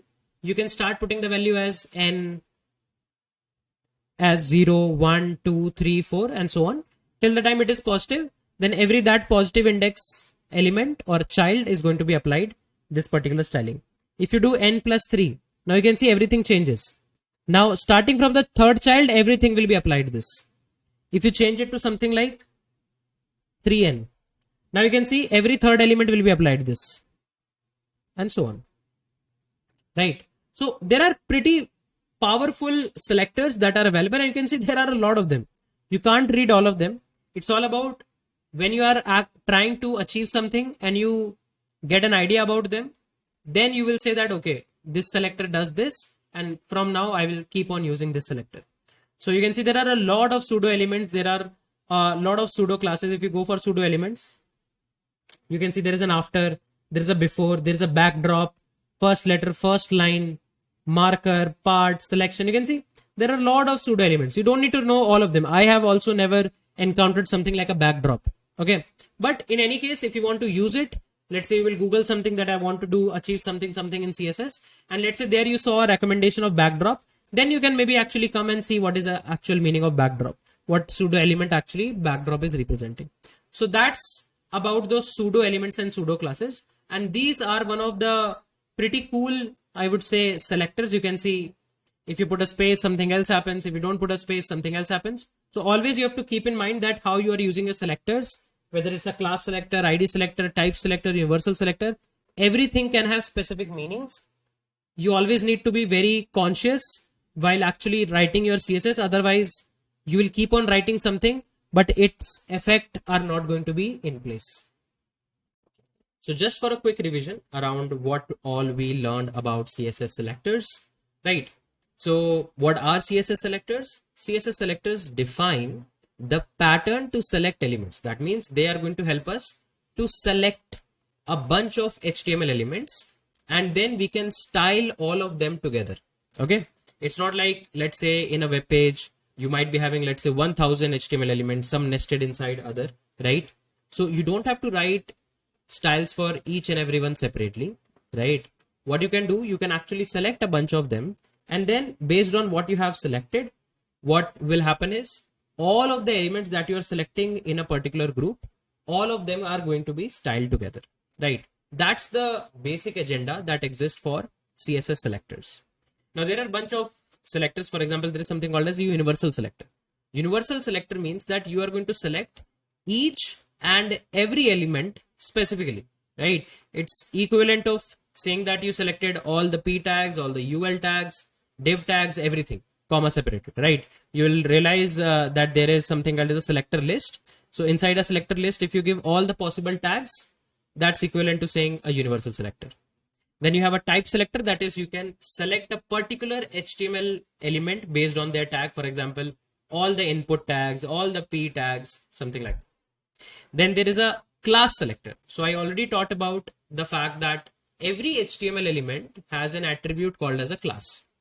This class selector will help us with the fact that there can be multiple elements with the same class. So if we want to target all of those elements, then we can do with the same class selector. Then there is something called as the ID selector. Now we also talked about this, that every HTML element can get one unique ID property, that is the attribute that you can say, right? If you will put same ID for multiple elements, then things won't work your way, right? So always make sure that you have unique ID given to a particular element. So if you want to specifically target an element, you can use the ID selector. Class selector is done based on a dot. ID selector is done based on a hashtag. Then there are attribute selectors. So we have a lot of attributes to our HTML elements. So if you want to target a particular attribute that an element has, then you can use the attribute selector, right? Then there is something called as a grouping selectors. For example, if you want to group multiple elements together, then you can actually send a selector list. This is comma separated selectors. For example, multiple tags, comma separated, p, comma div, comma ul, or maybe multiple classes, comma separated, right? So all of those classes, IDs, tags, whatever you are going to give comma separated are going to be selected and they will be styled together. Then there are combinators, which are basically based on hierarchy based relationship of the DOM tree. So instead of comma, if you just put a space, then what it says that every descendant B of A, something like this. That means if you consider A as a parent, then in the subtree of A, all the B's are going to be styled. For example, div comma span means if I consider a div as a parent element, then in the subtree of a div, if there is a span, then that span is going to be actually styled. If you talk about, and this can be descendant, that means this span can be a direct child, a grandchild, great grandchild, or somewhere else in the, I would say subtree, anywhere. But if you want an immediate children, then instead of space, you can give an angle bracket. This will say that all the li elements which are immediate child of ul, right? Immediate child of ul. Inside the descendant ones, if you write div space span, then only all the span tags which are actually present as a child somewhere in the subtree of div. For example, in the subtree of div, there is p tag, span tag, ul tag, li tag. So we are only selecting span tags which are inside the subtree of a div. That's what this means. Whereas if you say ul's angle bracket li, then it means that all the li tags which are immediate child of ul. It's like that. Then you have sibling selector. You have sibling selector, that all the span tags which are a sibling of p, that means the p tag and the span tag has the same parent, right? And there can be a case that, let's say the parent is div, it has a p tag, then a ul tag, and then a span tag. So span, ULP, all three are siblings, right? So you can say a span tag which is a sibling of P. Now there is no ordering required. Ordering doesn't matter. But if you always want an adjacent sibling, that means let's say span this P tag should be always adjacent to H2. They have a common parent, but they are adjacent to each other. In that case, you can use the sibling combinator, that is plus, and so on. You can see there is something around tables as well. Then there are pseudo classes and pseudo elements. What are pseudo classes? These are not actual elements that are present in the DOM. These instead represent some kind of state information. For example, if you hover over an element, maybe an anchor tag or a button, if you hover on that, what happens? Or if you click on that, what happens? That's a state. It's not an actual element, right? Whereas there are pseudo elements. These are also not an actual included element in an HTML, but these are kind of like fake elements that are present. For example, before, after. So every element has a before pseudo element and an after pseudo element that you can actually style. Something like that, right? So there are a lot of selectors. Generally, you won't find yourself in using every possible selector always. Generally, people try to keep things simple. So the most important selectors are class selectors, then ID selectors, then this descendant combinator, that is A space B, and sometimes you will see people using pseudo classes and elements, right? Type selectors, of course, type selectors are very basic. They are also very frequently used, right?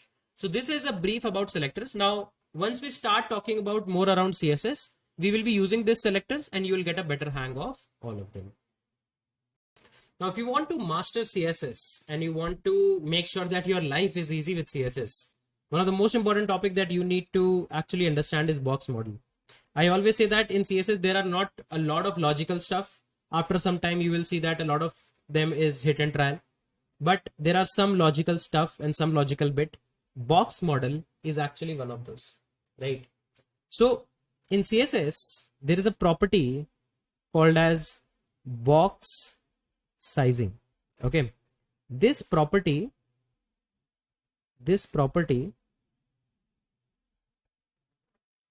helps us to decide the box model.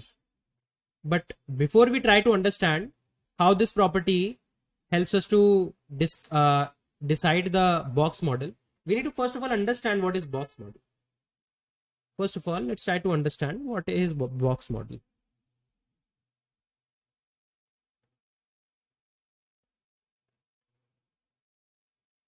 Very important, like I'll say very, very important concept. Now, any element in HTML that you prepare, okay, every element has multiple components. For example, let's say you prepare a div. Let's say you prepared a div tag, and inside the div tag you have some content, some p tag, whatever you have, doesn't matter. Okay, so every content that you actually prepare in CSS, they are rendered in form of a box. They are rendered in form of a box. So when I say they are rendered in the form of a box, actually what happens is this box has multiple parts. For example, the first part is actually the actual content that we have, right? That means some space will be taken by the actual content. Whatever is your actual content, some space will be taken by that. Okay. Then it has one more layer wrapping itself called as padding. Okay. What is padding? Now, before you understand padding, I would like to mention something about the corresponding margin. Okay. I'll talk about something about the corresponding margin. So there is, sorry, not margin, border. First of all, let's write all the components. So then one component is your border. Okay. Border. Okay. Cool. Now let's see what is this border, padding, and content. Let's see all of them. 1 second. Here. Okay. So let's say there is properties like you can give width to your div tag. Okay, so there is a width property. There is a width property that you can actually give to your div tag. So when you give the width to div tag, that width can be distributed, into multiple levels. Okay, so first of all, let's try to understand the level, and then we will understand how the width is actually distributed. Okay, so some width will go in the actual content, that you have written, or image, or whatever it is. Then you have a border. You can actually have some width to the border as well. You can actually give some width to the border as well. Now, beyond the border, there can be other elements. But there is a spacing called as padding. Padding is internal spacing. Okay, padding is like an internal spacing that you can give. So if you will, let's say, if you described that your border will be of 5 pixel wide, okay, that your border is going to be of 5 pixels. Let's say you said that 5 pixel wide border. Okay, then, and let's say you said your padding is going to be 20 pixels. Let's say 20 pixel from all the directions, top, left, bottom, right. Of course, it doesn't look like 20 pixels, but I'm just giving an example. So what padding will do is it will try to actually add some internal spacing. It will actually add kind of like an internal spacing to your actual content. Okay, so let me show you an example. So now I have this HTML file and this style.css file. Inside the HTML file, what I'll do is I'll create a div. Okay, inside the div, let's say I'll write some content. This is a new div. Okay, and let's say I'll give this div an ID of, let's say, demo. Let's start our live server. Okay, I'll open it in Chrome.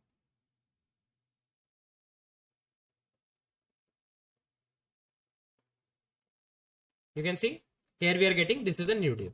Absolutely plain and simple things we are actually getting. Now let's make things more interesting. So what I'll do here is I'll take the demo element and I'll use an ID selector. And what I'll do is I can define its border.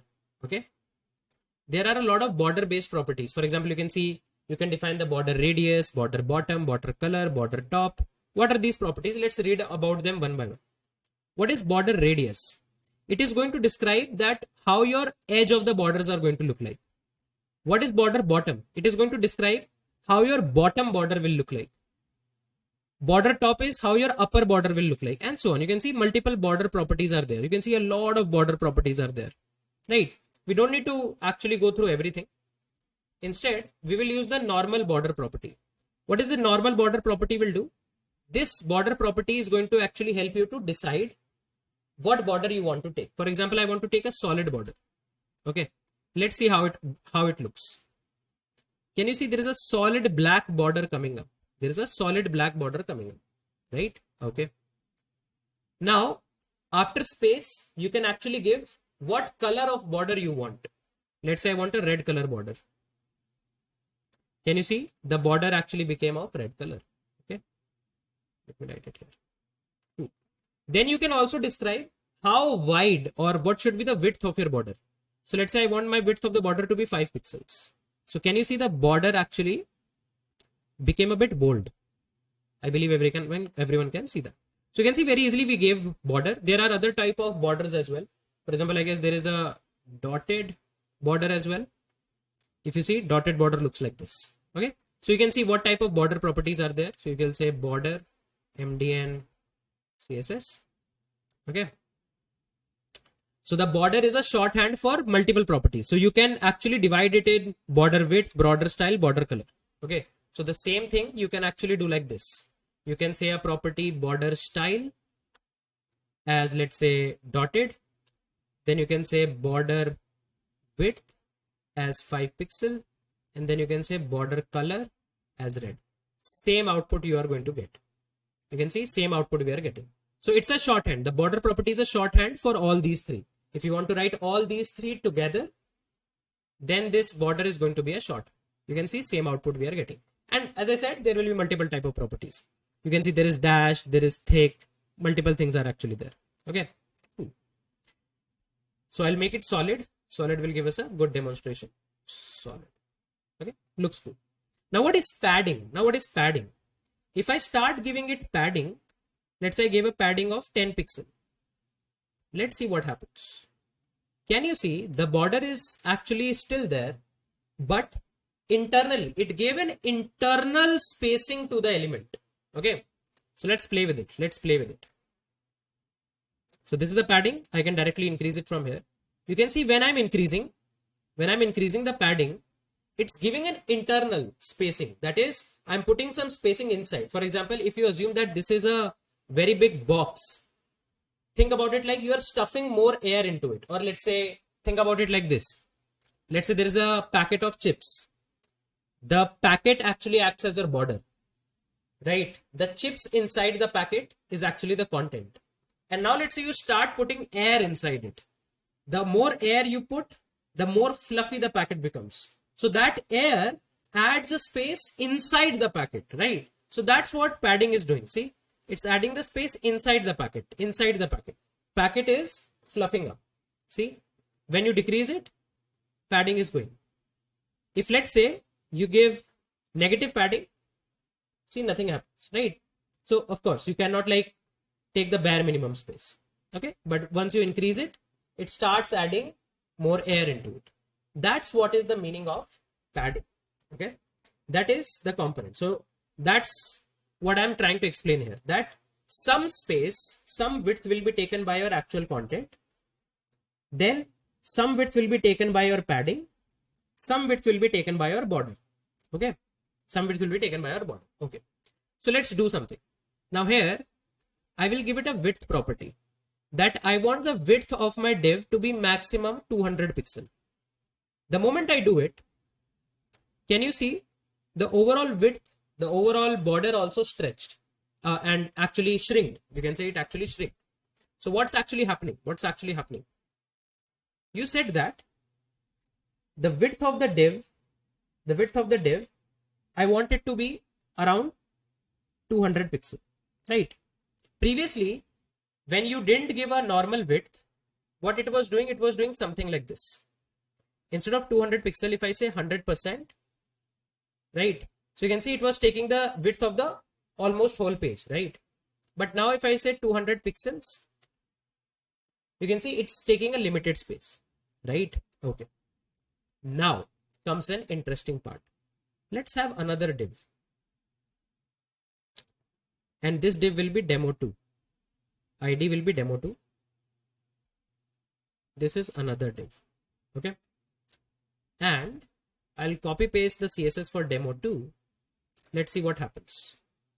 See, both of the divs are actually present one below each other.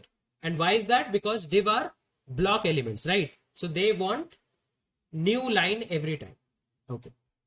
Now, inside this box model, there is one more component. There is something called as margin. What is margin? Margin is the space outside your box. Margin is the space outside your box. That means if there are two boxes, let me write it here. If there are two boxes adjacent to each other, maybe right, left, or left, right, anywhere, then margin will be the space between these two. That is, this will be your border, then there will be some amount of padding, and there will be some content, right? But the margin is going to be the space outside the border. Beyond the border, whatever space you will mention is going to be the margin based space. Okay. So if now here I say margin bottom, see this div is below me, right? So I want to give a bottom margin. I say 10 pixels.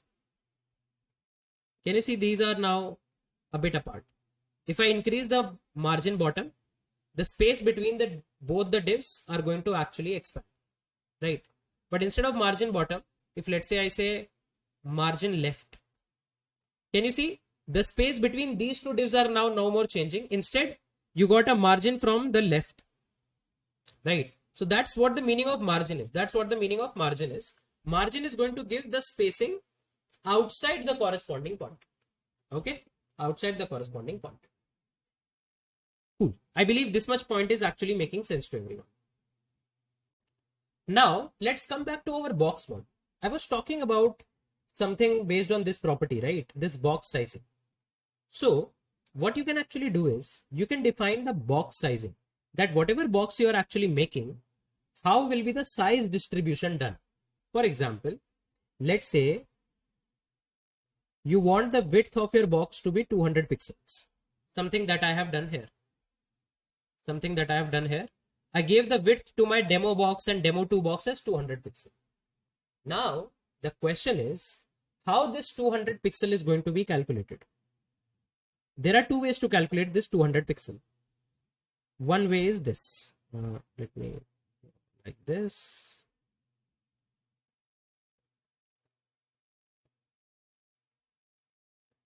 Not bad. One second, let me properly draw it.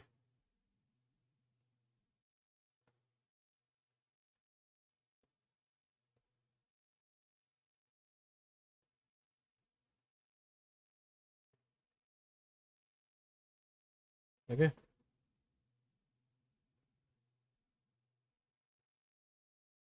Cool. That's the best I can draw, but okay. So this is the drawing that I prepared. So I'll copy these two. Copy. Or let me do one thing. I can copy this one as well. Let me copy this. This looks better. Copy.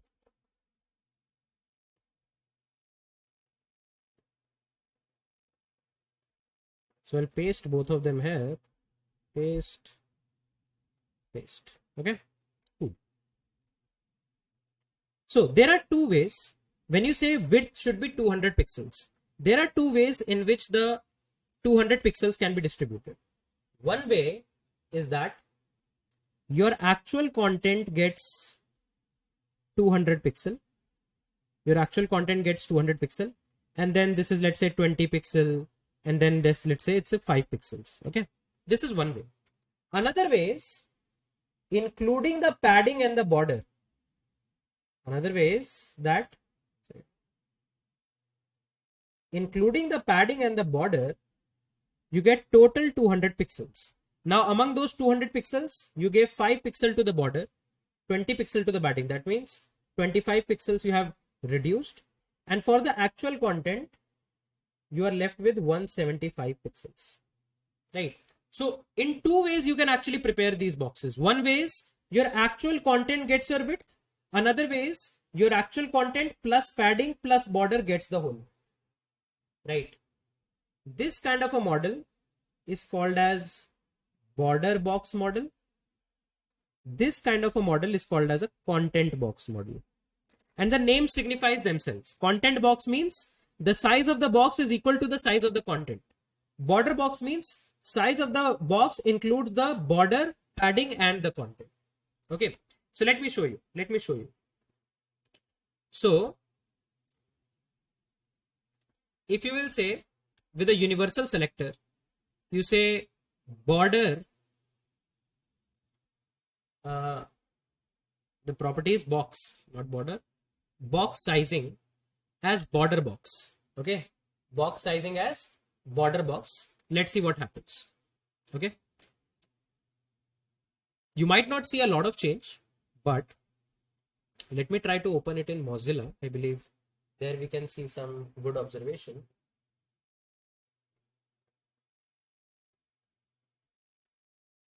Okay. I'll zoom in a bit and I'll inspect. Okay, I'll inspect. Okay. So now here you can see the box is border box. If I change it to content box, right? I guess that's the property, content box. Okay. Now this width is going to actually work in a different way, right? Let's see if we are able to see some dimensions, right? Can you see currently, if you carefully see, it says div hashtag demo 230 into 49.2. It's very small, in a very small font written, but you must be able to see that it's writing as 230 into 49.2. The moment I change it to border box, now it says 200 into 49.2. Can all of you see that? Can all of you see that? Right? Where is that 30 extra pixels coming from? That's coming from your border and the padding and everything. Right? So my point being, if you go to MDN border, or I would say box model, you'll see a very good demonstration here. Right?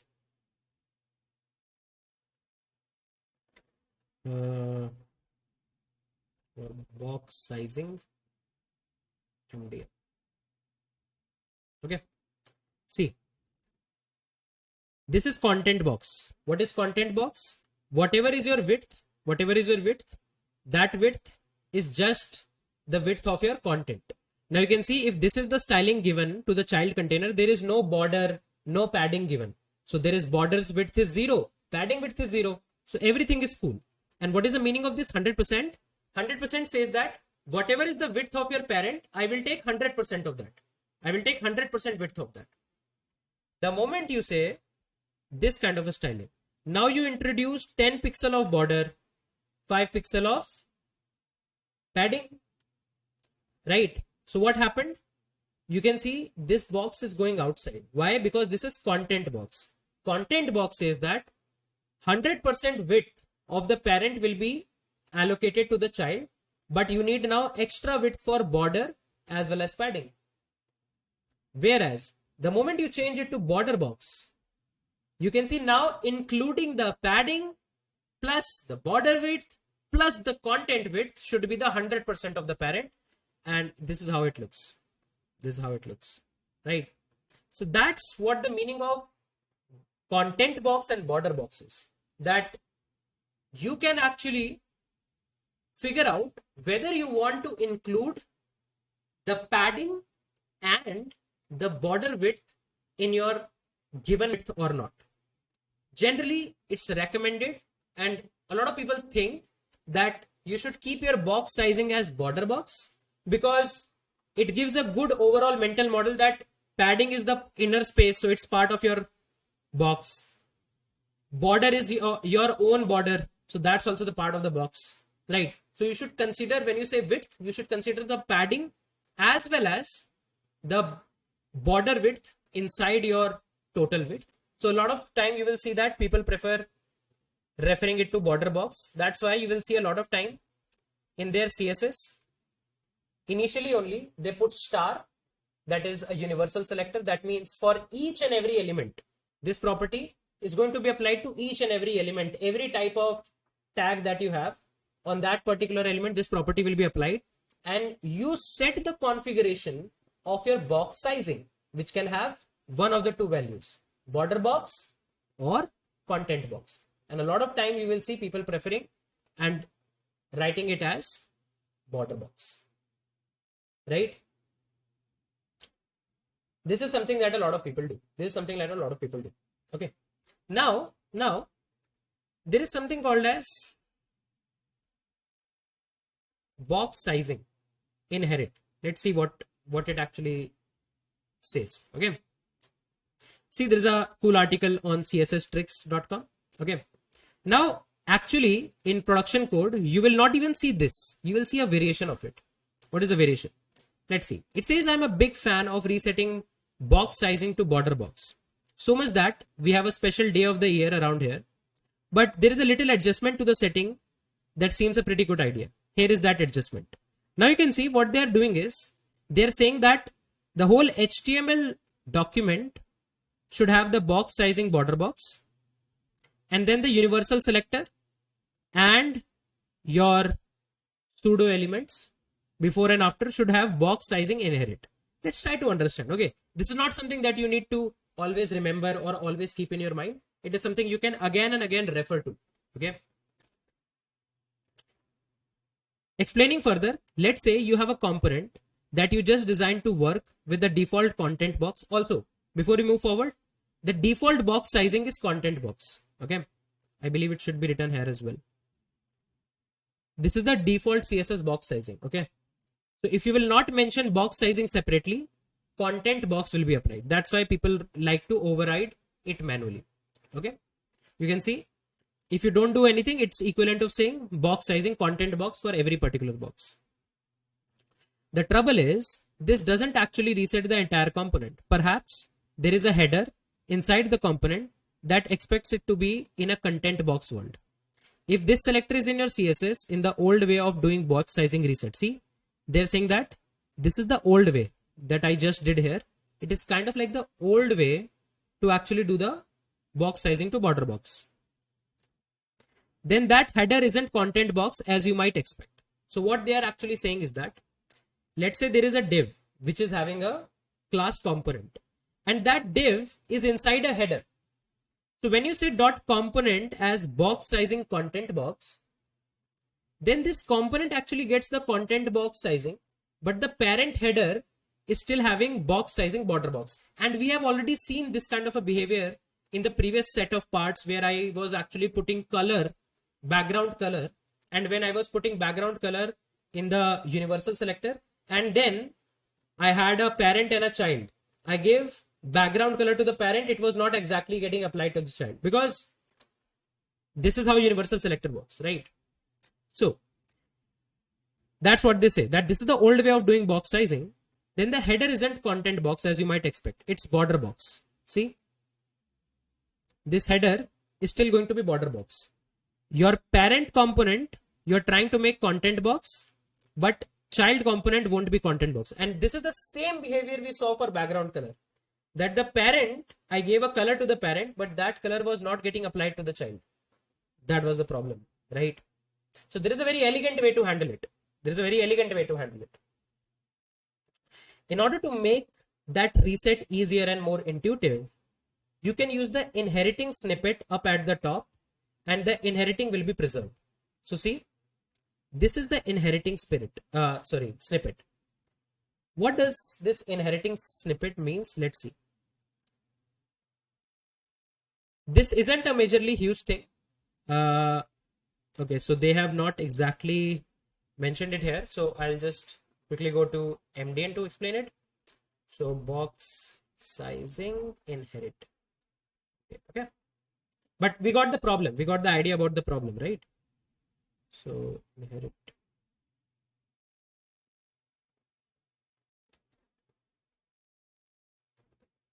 Once again.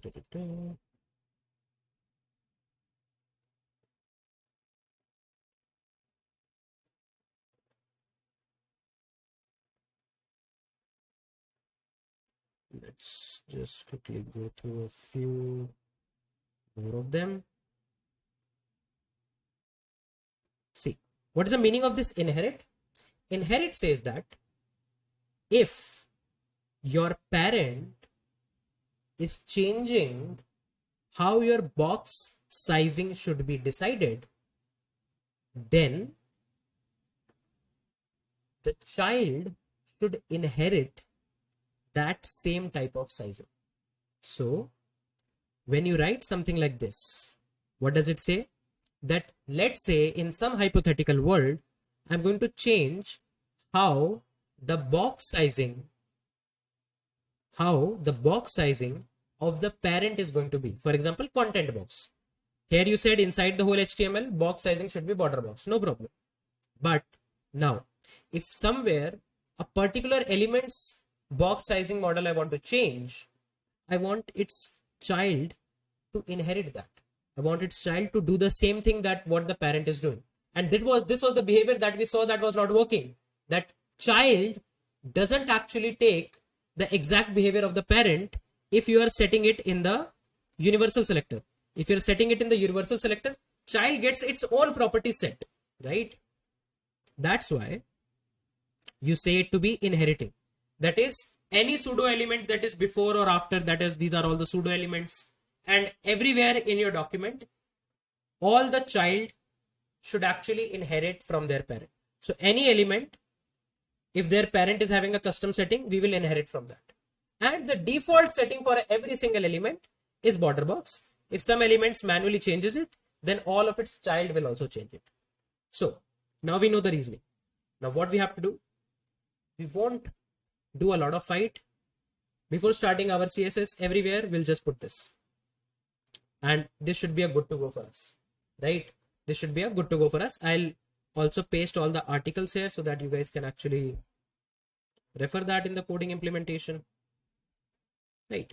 This one, and this looks good to me.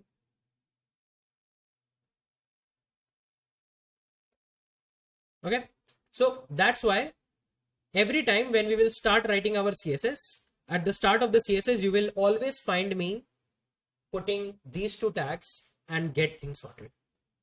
This is very interesting to understand, and you will see a lot of code bases actually doing this, but now you also know the meaning of it, that why we are doing box sizing inherit, right? I hope this particular point of how exactly box sizing works in CSS is clear to everyone. So in order to understand this box sizing inherit and box sizing border box, why we are doing inherit, let's take an example.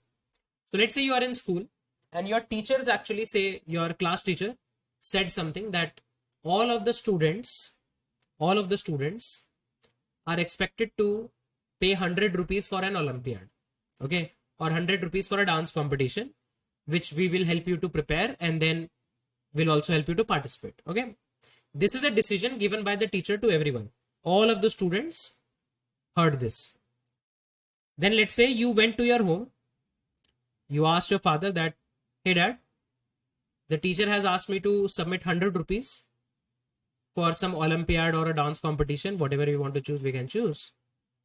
They want us to actually submit the 100 rupees. They will help us to prepare and then we can participate. Okay. And let's say your father says that, no, you don't need to do that. You are having exams coming up ahead. You will first prepare for that, get good marks. Then you can actually participate in all of these random stuff. Okay. You must have faced this situation sometime in your school days. Okay. Now just think about it. Your class teacher instructed you something that all the students are going to follow. But you are an exception. Your parents are actually asking you to do something else. And as a child, you are definitely bound to listen to your parents first, right? That's what is called as inheriting some particular information, that what your parents are suggesting, you will only do that. Same thing is happening here. This HTML box sizing border box, this is kind of like the instruction given by the teacher to all the students or to all the HTML elements or all the elements inside the HTML tag, that, hey, all of you, from now, all of you will get the box sizing as border box. That means when somebody will calculate the width of you, you will include your padding as well as border width inside your total width. Every tag will say, okay, we will do that. No problem at all. Now, one of the tags has a very cunning parent, you can say, or I would say very strict parent. And that parent says that, no, I don't want my child HTML elements to follow what the teacher is saying to consider border box. I might want to do content box or I might want to do border box. Whatever I will do, my child will do the same. Whatever I will do, my child will do the same.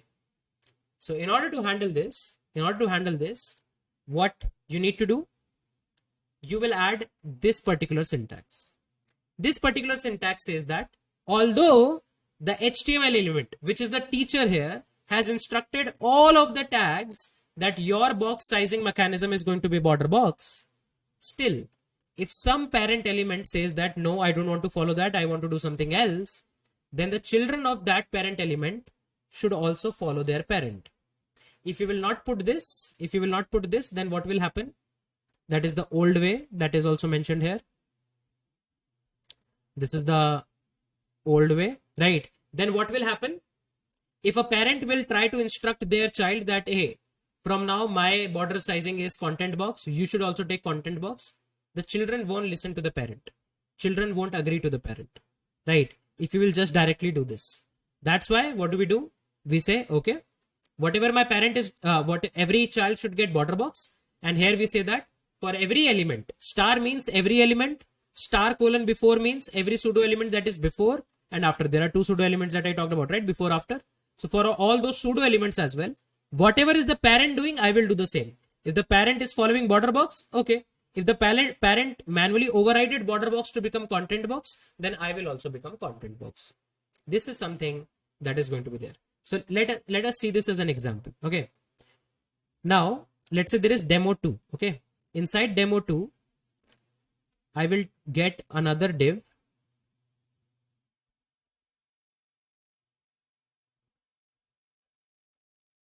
This is a child div.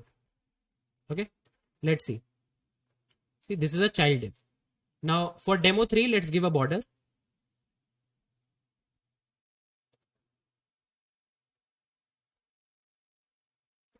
Border 2 pixel, blue, sorry, not solid, blue 2 pixel. Okay, let's see. Now you can see this child is getting a border. Okay, now currently this HTML tag said that everyone should be having their border box as box sizing. That means even for the child element, whatever is your width. So let's say I define the width of the child element. Width of the child element is, let's say, 15 pixel. Okay, I guess 15 pixel is too small. You can see 15 pixel is too small. It is expanding. Let's do 100 pixel. Okay, 100 pixel is still good. Let's increase it a bit, 150 pixel. Okay, now it's still better. Okay, if you don't have any width, then it's going to take whatever is the width given by the parent. If you don't have any width, it's equivalent to saying width 100%. So whatever is the maximum width it can take, it will take. See, when you say width 100%, it takes the maximum width available by the parent. You can see this remaining white space is the padding that is present in the parent, 10 pixel padding, and then there is border. So this much is the blue border actually represents what width is given by the parent. And if you manually override it, let's say 150 pixel, then the parent was most probably providing something more than 150 pixel, but we restricted ourselves in 150 pixel. Now currently what is happening inside this 150 pixels, let's say we have 20 pixel of border also. Okay, and let's reduce it to 130 pixels. 140. Let's keep 150 only. 150, and let's keep it 50. Okay, cool. So now what's happening is, whatever is the width that you are taking, 150 pixels, in this width only, there is 15 pixels of border width, 0 padding, and then the content width. You can actually check that here as well. If I inspect it, you can see this is 150 pixels, right? This is 150 pixels. And why is that? Because every element has got their sizing as border box. But now the parent demo 2 says that, oh, I don't care. I'll say my box sizing will be content box. Now because of this line, the child demo 3 will also get content box. Let's see. We can already see it is 180 pixels. It is definitely going beyond that, right? It's no more 150 pixels. And why is that? Because the parent is also 230 pixels, right? So it's going beyond that. It's going beyond that.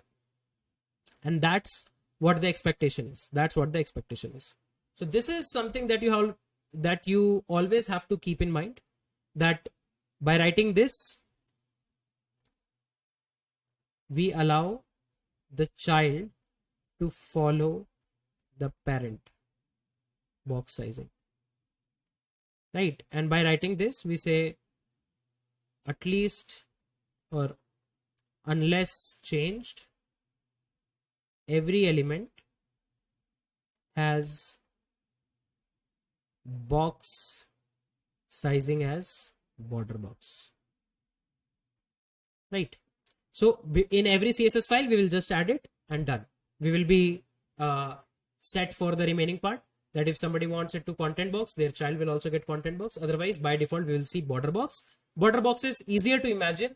A lot of people think that, but if you want to work around with your things with content box, you can even do that.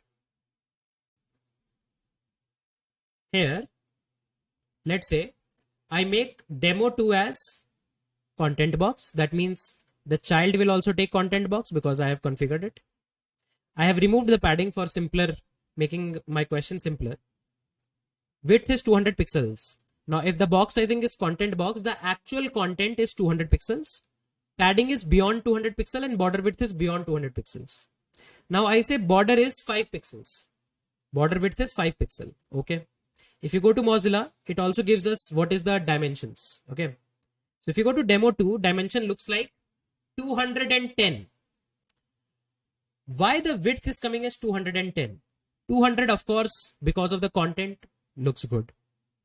But the border is of 5 pixel width, right? Then why it's doubling itself up? Why it says 210 pixels when padding is 0? We have no padding. Padding is absolutely 0. So the width is 200 pixel for the main content. Where is this extra 5 pixels coming up? Why it shows 210? It should show 205 pixel, right? Why it is actually showing 210 pixels?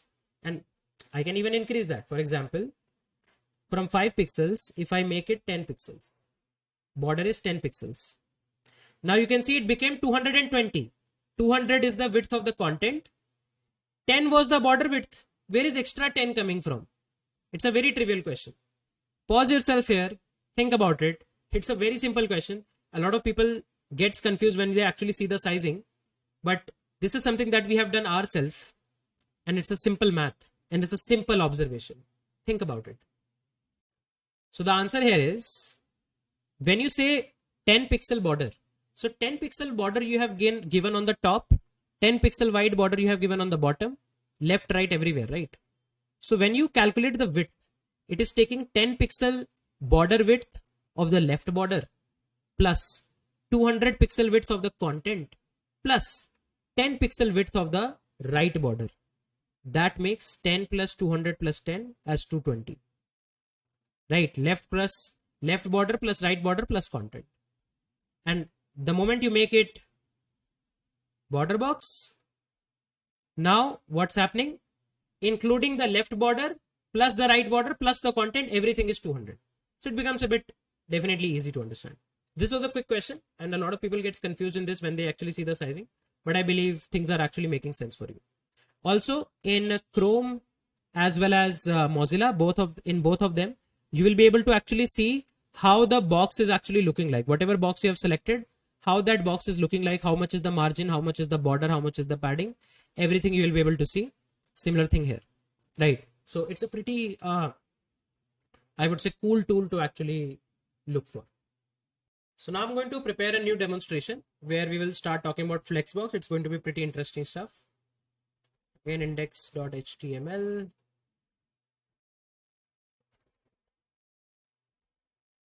And style.css.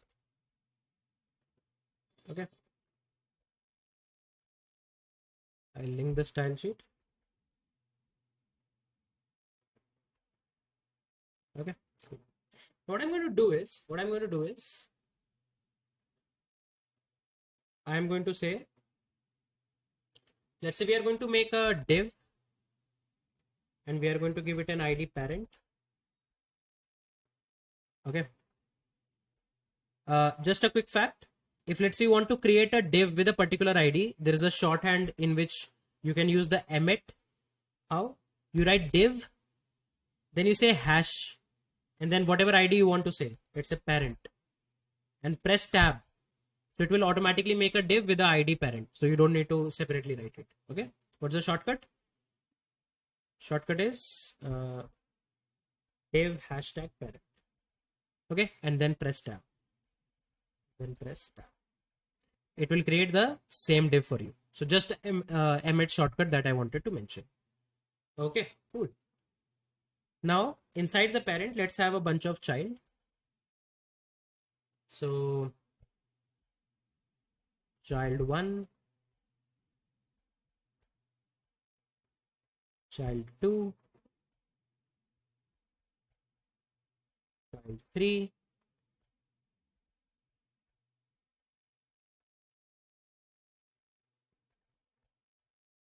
child 4,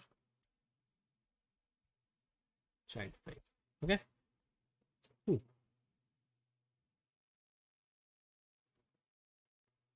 So let's open this. How does it look?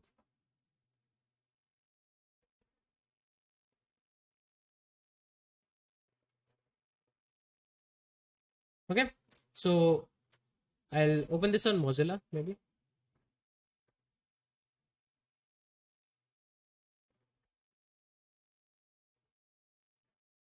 Okay, so you can see there is a parent div and then you have a child.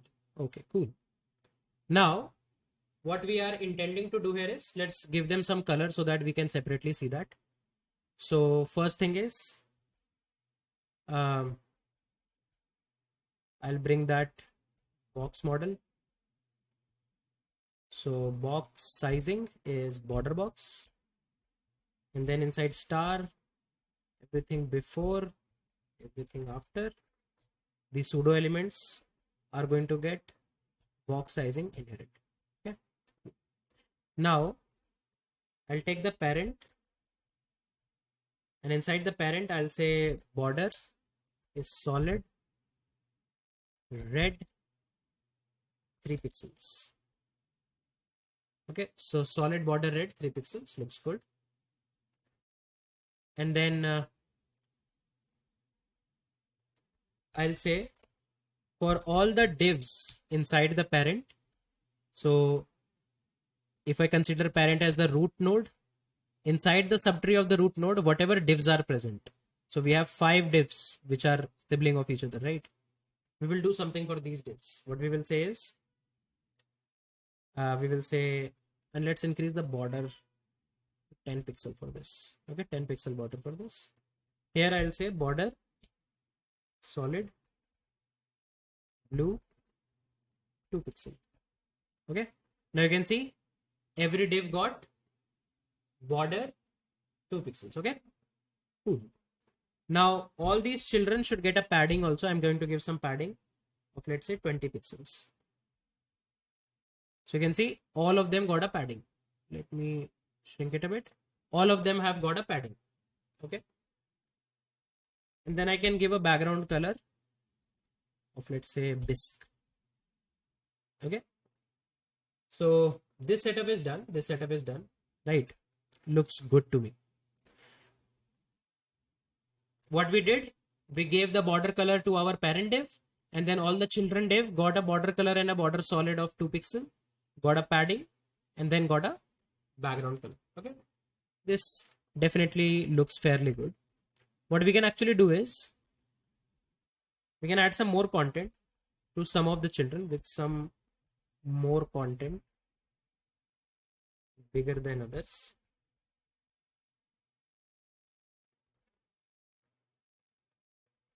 Okay, so 2 of the children have got some more content bigger than others. Now what we are going to do, we are going to understand a mechanism called as flexbox. What flexbox helps us to do is they will actually help us to arrange elements on the whole HTML page, right? So a lot of times you will see on the web page that some part of the CSS is for pure styling. What is the color? What is the font? What is the border? All of this. Some part of the CSS is for arrangement, that how the elements should be arranged. And this is what we are going to talk about in the next part. Now, one of the most important thing that CSS can actually help you to do is arrange how things are going to look. Okay, currently you can see I have a div. I prepared a div. Inside the div I have 5 more divs. So of course div are block elements, so all of them are going to go one below the other, right? And similar kind of a styling you can see here. There I have given them some background color. All of the simple looking stuff, nothing pretty fancy. Okay, now what actually we can do in order to help us arrange these elements is use something called as a flex. Okay, flex is one of the most powerful, I would say, CSS tools in order to actually arrange stuff, right? How do you understand flex is that always in flex there will be some container will be the parent element. Okay, there are 2 things. One is called as a flex container and one is called as a flex item. So here this parent is going to act our flex container, and these divs, which are the actual items, are the flex items. Okay, so what is a container? Container is going to be the HTML element that is going to wrap the items outside. This is going to be the HTML element that is going to wrap the items outside. Okay, and then the items are the actual elements that we want to arrange. Whatever type of rearrangement we have to do, that rearrangement is going to be done using the flex items. Okay, so how do you start using flex?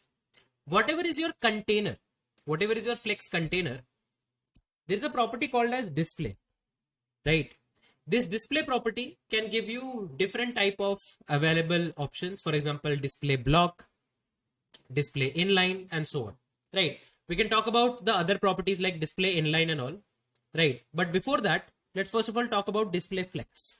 The moment you do display flex, what happens is, for this container, flex box is enabled, or you can say CSS flex is enabled. The moment you save it, you will see everything came on a single line. This is a single row. And now we will be having the absolute command on how these elements should be arranged in their corresponding container or the parent. If I want, I can arrange them in row. So currently you can see the default direction is row. There is a property called as flex direction. You can make it column. The moment you make it column, it will come back to its previous situation. That is, all the items are arranged in a column. If you don't give anything, then the default value of flex direction is a row. You can see it comes into a row. Or here also you can manually give a row. You can see this comes here as a row, right? Okay. And you will see that the moment you start shrinking it, right, it decreases its corresponding width. It decreases its corresponding width. Okay. Now let's try to do one thing. What we will do is, we will say that the divs, which are the items, this is our flex items. This is flex items. This is the flex container. Okay. Now there is a property that you can actually give to your items. You can say that always and always the minimum width of the items should be 100 pixels. That is, no matter what is the internal content, at least 100 pixels should be there. Okay, I'll close this Chrome tab. And you can see that at least 100 pixel width you are actually giving to every child. If you will remove it, you can see it's kind of like wrapping the content into a new line. But now we are restricting that the minimum width, at least the width should be 100 pixels. At least the width should be 100 pixels, right? This is something that we are actually going to mention. And you can see it actually expand itself correctly. Okay. Now there is a property called as flex wrap. Okay. And you can set it as wrap. The moment you set it as wrap, now what happens is every element gets the ample amount of space it needs without wrapping anything. See, previously what was happening, because these elements were having more content than the actual given space, the remaining content was going into a new line. If you give flex wrap as wrap, then what will happen is everyone will get their corresponding space. If there is any element which cannot be allocated in the corresponding next line, or I would say corresponding remaining space, that element is going to go into a new line. The default value is no wrap. You can see this is the default value. That's the default representation. No wrap. Or you can say wrap. Okay. And technically, you can have other flex directions also. For example, you have row column. You have row reverse also. What happens in row reverse? It arrange all the flex items in a single row, but in reverse order. Can you see child 1 came here, child 2 came here, child 3, child 4, child 5. Similar to that, you have column reverse as well. You have column reverse as well. See, now child 5 comes up, child 4, child 3. So you can see we are able to kind of like arrange stuff pretty easily, right? Okay. Now we can by default say row. Okay. And this will come like this. If you want to give flex direction and flex wrap together, there is a property called as flex flow. Flex flow. In the flex flow, you can first of all mention the direction, row, and then mention the wrap. Let's say wrap. And you can see same stuff we are getting. If you mention no wrap, you're going to get this particular content. Right.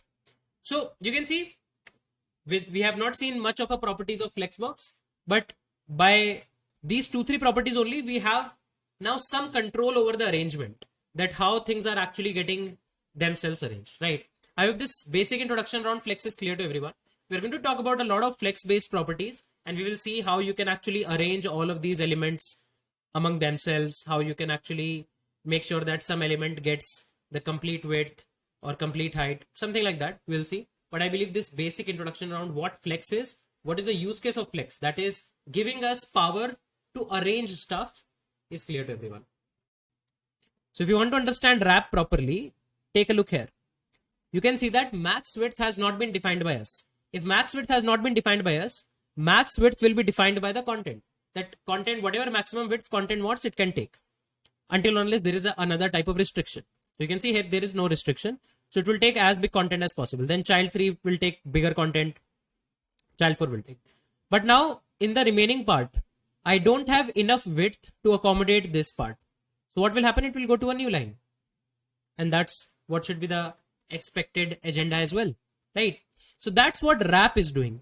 Wrap is actually taking whatever elements that cannot be accommodated to a new line. So it's wrapping it to a new line. Wrapping means bringing it to a new line. If you say no wrap,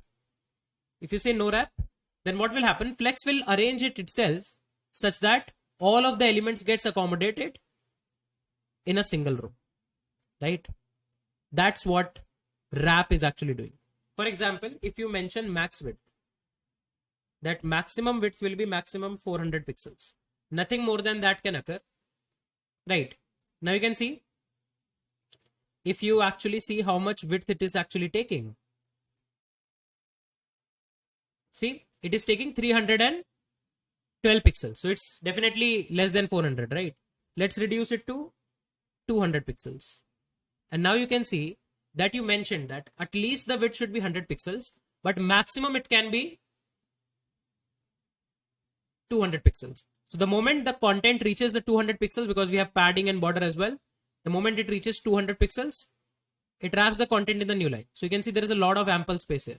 There's a lot of ample space here, right? But the moment you remove max width, if you don't have a max width constraint, then child will itself decide, okay, whatever the maximum width I want to take.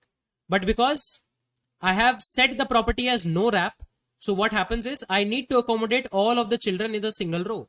If I have to accommodate all of them in a single row, then good proportion of sizing will be distributed to all of the divs. The moment you do it as wrap, now wrap, they will take as big space as they want, no matter what. Okay. If you do max width 200 pixels, then you can see wrap is not required because we have space left and all the elements are already accommodated. So it doesn't go to a new line. So that's why max width is going to not affect us here. So I believe how wrap is working is clear to everyone. So when you actually deal with Flex, you need to understand about two things. That is main axis and cross axis. Let me show you what is the meaning of that. So there is a very interesting article from MDN again. As I said, for CSS, we will rely a lot on articles. And most of the time in dev, we rely a lot on articles. You can see that the flex direction property helps us to define two axes, like XY axis you have. So flex direction property helps us to define axis. Whatever is the flex direction, for example, row. If you say flex direction row or flex direction column, whatever is the flex direction property helps you to define main axis. So whatever is your flex direction will help you to define main axis. And then 90-degree perpendicular to that will be your cross axis. So here you can see here flex direction is row. So the cross axis is column. Are you able to get this point? If the flex direction is column, the cross axis is row. So there is a main axis and a cross axis. Main axis means that whatever is your flex direction is your main axis. What is cross axis? Whatever is the other perpendicular axis available. That is, if the main axis is column, cross axis is row. If the main axis is row, cross axis is column. right? And there are a lot of flex properties that will help us to arrange the elements along the main axis, and a lot of flex properties that will help us to arrange the elements along cross axis, right? So that's what we are going to actually see now, that how we can use some properties that are going to help us to arrange things around main axis, and how some of the properties will help us to arrange things around cross axis. We will see both of them one by one, right? But let's first of all start with the main axis. Okay. So now there is a property called as justify content. The justify content helps us to see that along the main axis, how the elements should be arranged. For example, if you say justify content as start, okay, you won't see any change. Because already they are arranged with the start. Let me make a few changes, then you will see a bunch of things here and there. Okay. So what I'll do is, for the parent, I will give the height of the parent. I'll give a height of the parent to as 800 pixels. The moment I save it, can you see the height of the parent has gone as big as 800 pixels? Let's reduce it. Maybe 500 pixels will work. Okay. You can see the parent expanded itself. And what is the default nature? Let me comment this. What is the default nature of all the flex items? They will try to take as big space as available of their parent. Make sense? As big space as possible, they will try to take for their corresponding parent. Okay, cool. Now, let's do one thing. I will say max width as 200 pixels. So for the child, I have defined max width as 200 pixels. Now you can see there is some spacing available, right? Because now I have defined that maximum width of every children should be 200 pixels, nothing more than that. Okay. And you can even define max height. Let's say I define max height as 400 pixels. You can see, let's reduce it further, 300, even further, 150. Okay, you can see this looks good. Or even further, let's say 100 pixels. This looks better. Okay. Now you can see this white space on the y-axis. This is actually the cross axis, right? Because the flex direction is rho. Okay. And this is the main axis. Rho is the main axis. This is the main axis. And we are currently going to try to arrange elements on the main axis. Okay. So to arrange elements on the main axis, we can use something called as justify content to arrange elements on main axis. Okay.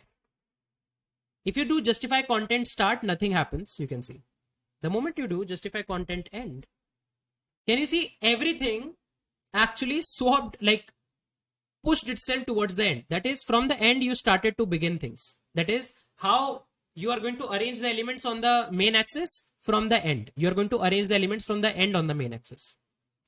You can do something called as space evenly. What is space evenly? The items are evenly distributed within the alignment along the main axis. Let's see. And can you see? Every item has equal spacing everywhere. See, the spacing is absolutely consistent. Can we see that? The spacing is absolutely consistent. If we inspect, right?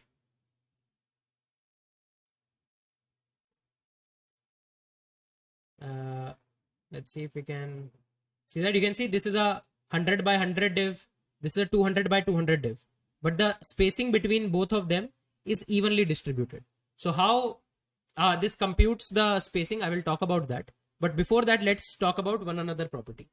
So instead of space evenly, you can do space between. What space between does is flex items are evenly distributed in the line. Okay, looks very similar to evenly, but there is a difference to it. The moment you click on it, now you can see the left and the right part is also consumed, and then every element has got same width in between, right? Okay. And then there is space around. Now, what is special about space around? What is special about space around? If you carefully see space evenly and space around, see this spacing, this particular spacing, right?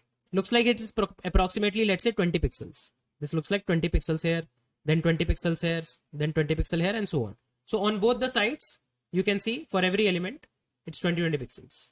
But the moment you do space around, approximately this is 10 pixels, but this is what? 10 pixels from this side it got, then 10 pixels from this side it got. 10 pixels from this side it got, 10 pixels from this side it got, and so on. Right? That's what justify content is doing. So what are the three properties doing? Let's quickly revise. If you do space between, then some arbitrary space y, like whatever was the remaining space, some pixel of space is going to be taken by all the child, and whatever is the remaining space in the parent is going to be evenly distributed, and the first and the last child won't be having anything in their left and the right. You can see that's what space between is. So some arbitrary browser will automatically do all the math and calculations, and it will just divide the corresponding space between all of them evenly. It's just that there won't be anything to the left of child 1 and child 5. The moment you do space around, you can see, let's say if the browser decided that, okay, in between every element we are going to put some space x, then to the left of child 1 it will be x by 2, and to the right of child 5 it will be x by 2. Right? And then if you do space evenly, then there will be some space x on the left of child 1, and then x between child 1 child 2, between child 2 child 3 also x, between child 3 child 4 is also x, between child 4 child 5 is also x, and beyond child 5 is also x. So x will be on both the sides, right? That's what space evenly does. Otherwise, you can do something like end to push everything to the end, start to push everything to the start, and so on. So you can actually see the properties available for justify content. Justify content, CSS MDM. Right, you can actually see this here as well. If you do justify content start, you can see everything is coming here. There is something called as justify content center as well. Let me show you that. If you do justify content center, everything will be clubbed together in the center, no spacing at all, and equal spacing on both the sides. Right. Then space between, space around, space evenly. Right. You can actually play with this. You can actually play with this. Right. As simple as that. So what justify content is actually helping us to do is justify content. You can see there are a lot more properties, but generally you don't need to go there. It helps us to see how the elements are going to be arranged on the main axis. In order to get better hang of how exactly Flexbox works, there is a very interesting game on the internet called as Flexbox Froggy. Right. So it's a 24 level game. It gets harder every level. So what you can actually do is you can actually read the prompt and you have to write a CSS here, and then you have to move the froggy to the corresponding pipe. Okay. You can see they are giving you all the main properties around here and there. And then you want to move this frog to the right. So if I assume that there is a parent and inside the parent there is only one child, that is this frog. I want to move this frog to the rightmost side of the parent. I will say justify content as flex end, and you can see it goes there. You can write end or flex end, anything should work. Both of the syntax work. You can see end, flex end, both of this work, and you can go next. Now you can see there are both of them and I want to move them to the center. So maybe you can do justify content center, and here we go. Now you can see we want equals x. If there is a spacing x here, then there is 2x spacing here. So I believe we want to do justify content. Sorry. Justify content space around. And here you go. Right. Now you can see you don't want any space on both the sides. That means you can do justify content space between. And here you go. Right. So this is how things are done. So it's a very cool game that you can actually refer to if you are actually learning Flexbox, right? uh, Definitely worth a shot and definitely help you to understand okay what the properties are. And now you can see, now it's a good time to start talking about cross axis, because you can see now we don't have to move the frogs on the main axis. Now we want to move them on the cross axis. So now I'm going to talk about what are the some of the cross axis properties that you should always keep in your mind. Now we know justify content helps us to manage things on the main axis. If you want to manage things on the cross axis, to arrange elements on cross axis, what you can do is you can use something called as align items. And you can see again align items has a bunch of properties. So what I'll do is I'll say justify content as space evenly, and let's say I'll say align items as start, that is flex start or start anything you can write. Now you can see every element is technically aligned on the very start, and you can see because we have not given min height, we have only given max height. So align items is making sure that everything is pushed on the start, like pushed on the top. And if there was any extra height it was taking, now it is no more taking it. For example, if I remove it, you can see they were taking their max, like their complete height. If you see inspect, they were taking 100 pixels, right? And max height is 100 pixels. Now, because we have not defined any min height, the moment you do align items, start, their min height can be shrink, right? Because min height will be what? The padding, the border, and whatever is the content. The moment you define min height, let's say min height also should be 100 pixels, then you can see it comes back to the shape, right? So that's how you can play with min height and max height. You always need to keep in mind that what properties you are actually using. And now you can actually play with align items. If you do end, you can see all of the items move to the end. If you do center, that should be one of your choices. You can see everything comes to the center, right? So you can actually Google about, instead of justify content, you can actually say align items.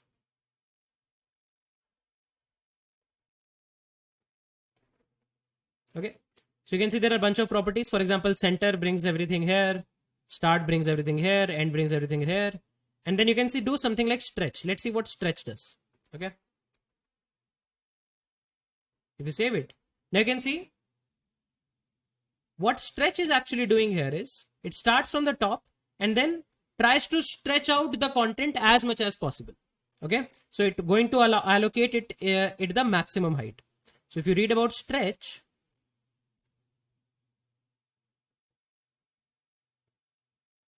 flex item are stretched such that the cross size of the item margin is same as the line while respecting the width and the height constraint. That means whatever is the width and the height constraint, you will try to stretch up all the way up on the cross axis. And you can see there are more properties. So you can read about them. You can see what should be there. For example, there is something like normal.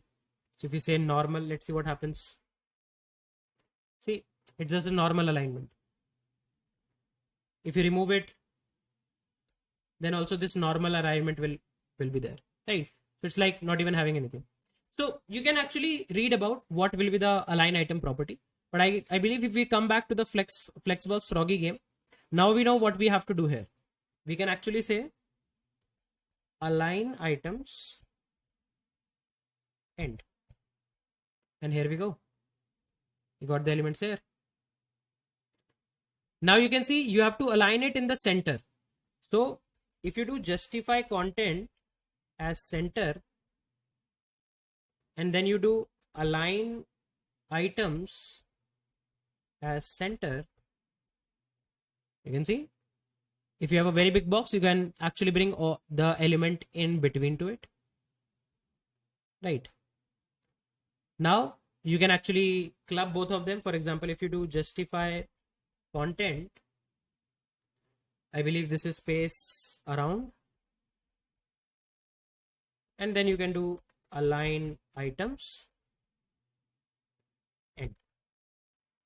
There we go, right? So you can see slowly and steadily what is actually happening, right? You can see this should be justify content end. Okay, and now there is a different thing. You can see they are asking us to try something like row reverse, right? So you can do flex direction, because now I want this red one to be in red one, yellow in yellow, and green in green. So if I do flex direction row reverse, and here you go. You can see pretty easy game to actually look up for, and that's how also you can manage your cross axis. Now currently what we saw is using align items we are able to bring all of the elements like somewhere on the cross axis. Now let's say instead of this, if I do flex start and I say wrap, okay, and let's not give let's see, let's not give max width. Okay, now you can see what's happening is when you actually went for the wrap, because the parent div's width was big enough, it was not like the new line is going to be touching the first line. See, the second line is not touching, it's trying to actually take as much space as available. So what you can do is there is a property called as align content, and then align content has similar properties like justify content. So in align content, so technically align items and align content both are going to help you to arrange elements on cross axis. So if you, let's say, do flex start, you can see everything is like pushed to the start. It's same as saying justify content start. If you do end, everything is pushed to the end. So that space, what you have to do for the space on the cross axis is going to be aligned by the align content. Okay, so if you do space evenly, you can see on both other sides space evenly, right? If let's say you say align items as let's say you can do end, right? Once again, let's see what are the properties. Start and center, right? So let's say if you do align items as end, and then let's say you do space between, align content as space between. So see what's happening, it's like expanding over the whole space. So even if you don't keep this align items here, still this space between will work. So together, along with align content and align items, you can actually play with the cross axis, right? I'll show you the align content MDN as well. You can see the CSS align content property sets the distribution of the space. See, align content is for distribution of space. Align items is for where the item should be actually present, right? So you can see if the distribution of the space is on the start, there won't be any space in between. If there is center, everything will be in the center. Space between means it will stretch out, nothing on the top, nothing at the bottom. Space around means x by 2 space here, x space here, x by 2 space here. Similarly, what justify content was doing for the space, it is doing here. So technically, the flex direction and flex direction and justify content can help you to do a lot of things on the main axis. Align items and align content can help you to do a lot of things on the cross axis. So there are two properties. One is flex basis and one is flex group. Both are very important. Now let's say if I want is that this child one should take the 100% space of the parent, and then remaining items should be aligned on the next line. I'll say flex basis, right? 100%. Let's see what happens. Technically nothing will happen. Why? Because we have to give this flex basis to the child. Okay, so let's say I'll give this child an ID child1. Okay, and now if I say child1 flex basis 100%, can you see the child expanded to 100%. If I give it to 50%, you can see 50% of the space is going to be taken by child 1. If here you have defined max width, then of course this property won't work as you expect, because now you are giving a restriction that it should be maximum 200 pixels. Now here you are expecting it to be 50%, or let's say 100%. Of course it cannot. The maximum width it can take, it will take, then it will just lose it. So of course you need to see what properties you are actually combining it with. There is another property called as flex grow, where you can actually give a numeric value, let's say flex grow 1. Okay, so what flex grow actually does is, whatever is the remaining space, for example, let's say there is some remaining space here, in between there is a bunch of space, right? Whatever is the remaining space, that remaining space will be allocated to the corresponding element which has the flex grow. For example, if I remove flex grow from here, you can see like there is a lot of remaining space. All of this remaining space you can actually allocate to child 1, right? Right. So all of that remaining space actually got allocated to child 1, right? That's what actually flex grow will do. So flex grow property sets the flex grow factor, which specify how much of the flex container's remaining space should be assigned. When the flex container's main size is larger than the combined main size of the flex items, the extra space is distributed among the flex items. Okay, so now what you can do is, let's say you will say this is id child 1, I will give this id child 2. Okay, and let's say I will say flex grow of 1 here as well. Now what will happen? You can see the remaining space is distributed in the child 1 and child 2 equally. But if here I do 2 and here I do 1, what will happen? Child 1 will get approximately what? You can say 66% of the space, and the remaining 33% of the extra space will be given to child 2. If you do it flex grow 3, then what will happen? Approximately 75% of the space will be given to child 1 and 25 will be given to child 2. Nothing to child 3 and 4, and so on. So that's how you can actually distribute the proportion of the remaining space in the flex items using flex grow. So whatever is the child you want to actually grow, you can use flex grow, but there will be a lot of cases in which you want to actually expand your one particular child in the whole line or in the whole parent. There you can actually use flex basis. And the best part about flex basis is that if you will shrink or expand your parent, then the child will also shrink or expand. For example, this.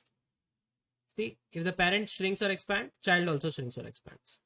So pretty cool stuff. And then of course the other ones are wrapping, because we have given it a wrap property here. It will give, if we will give a no wrap, then you can see a pretty bad design. It will go outside of the container, right? But child 1 is always going to be between the container. So always for a responsive design, that means if the screen goes small, you want better ideas or you want better UI, always wrap is going to be something that you might want to prefer, right? We are moving towards responsive design ideas as well, but I believe this much part is making sense to everyone. So a lot of times you will see that in a lot of websites, you don't use like normal colors, but instead you use gradient. For example, if you open netflix.com, okay, let's not open it here. Let's open it here, netflix.com. You'll actually see that the whole page starts with a bluish color and slowly, steadily see it's gradienting towards what? Purple, pinkish something. So this is something called as linear gradient or like gradient colors. So you can actually give gradient based colors using this function called as linear gradient, right? So you can see there is a function linear gradient. If you give it the first color and the second color, it will automatically transition that color, that how this color could have transitioned from this starting color to this ending color, right? And then you can see you can actually give multiple colors, that starting from this color, then transition to this color, then transition to this color, then transition to this color. Then you can also give a direction, that which direction you can transition to, and so on. You can see you can play a lot with it. But I generally don't find it very intuitive. although the documentation are pretty good. For example, if you want to give a 45-degree gradient, if you want to give a 45-degree gradient, let's see how it looks like. Okay, so you can apply it on background, color. Okay, is the spelling wrong? Oh, spelling is wrong.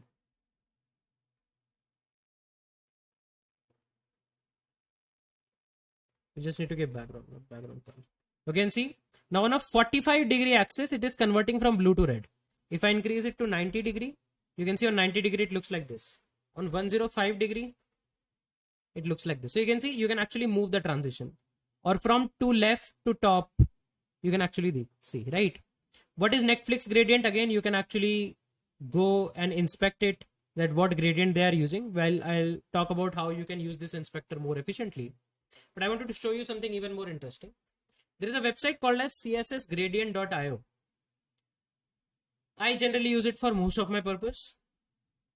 If let's say you want to generate a linear gradient, there can be a radial gradient also that you can generate. For example, something like this. Okay, and then you can see this kind of a radial gradient I'm generating. See, radial means in a circular fashion the gradient will be there. See, and let's say you want to change the color. For example, I want this in a linear fashion. Okay, and something more transparent, something here, right? And you can see more transitions are available, something like this, or something you can start from here, then you can go here, then you can go here, right? At last, what will happen is you will get the CSS for it. You just need to copy paste this and move on. You don't need to bang your head anywhere, right? Because this is a pretty designer level stuff, and generally in company you will be getting how you will actually do this gradient stuff. So they will specifically mention what is the degree and everything, what is the color and everything. All of that thing they will actually give you. So you can see, pretty amazing, right? You can actually see here we have a degree rotator. So if you see, if I move it, it's actually moving.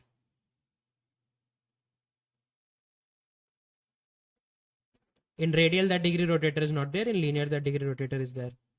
Okay, and you can manually have particular colors. For example, so if I inspect and try to see the color, let's bring a color picker from somewhere.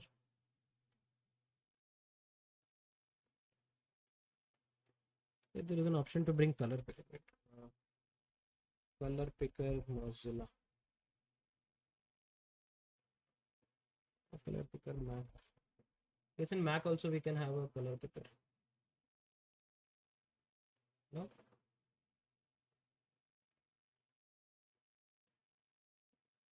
Oh.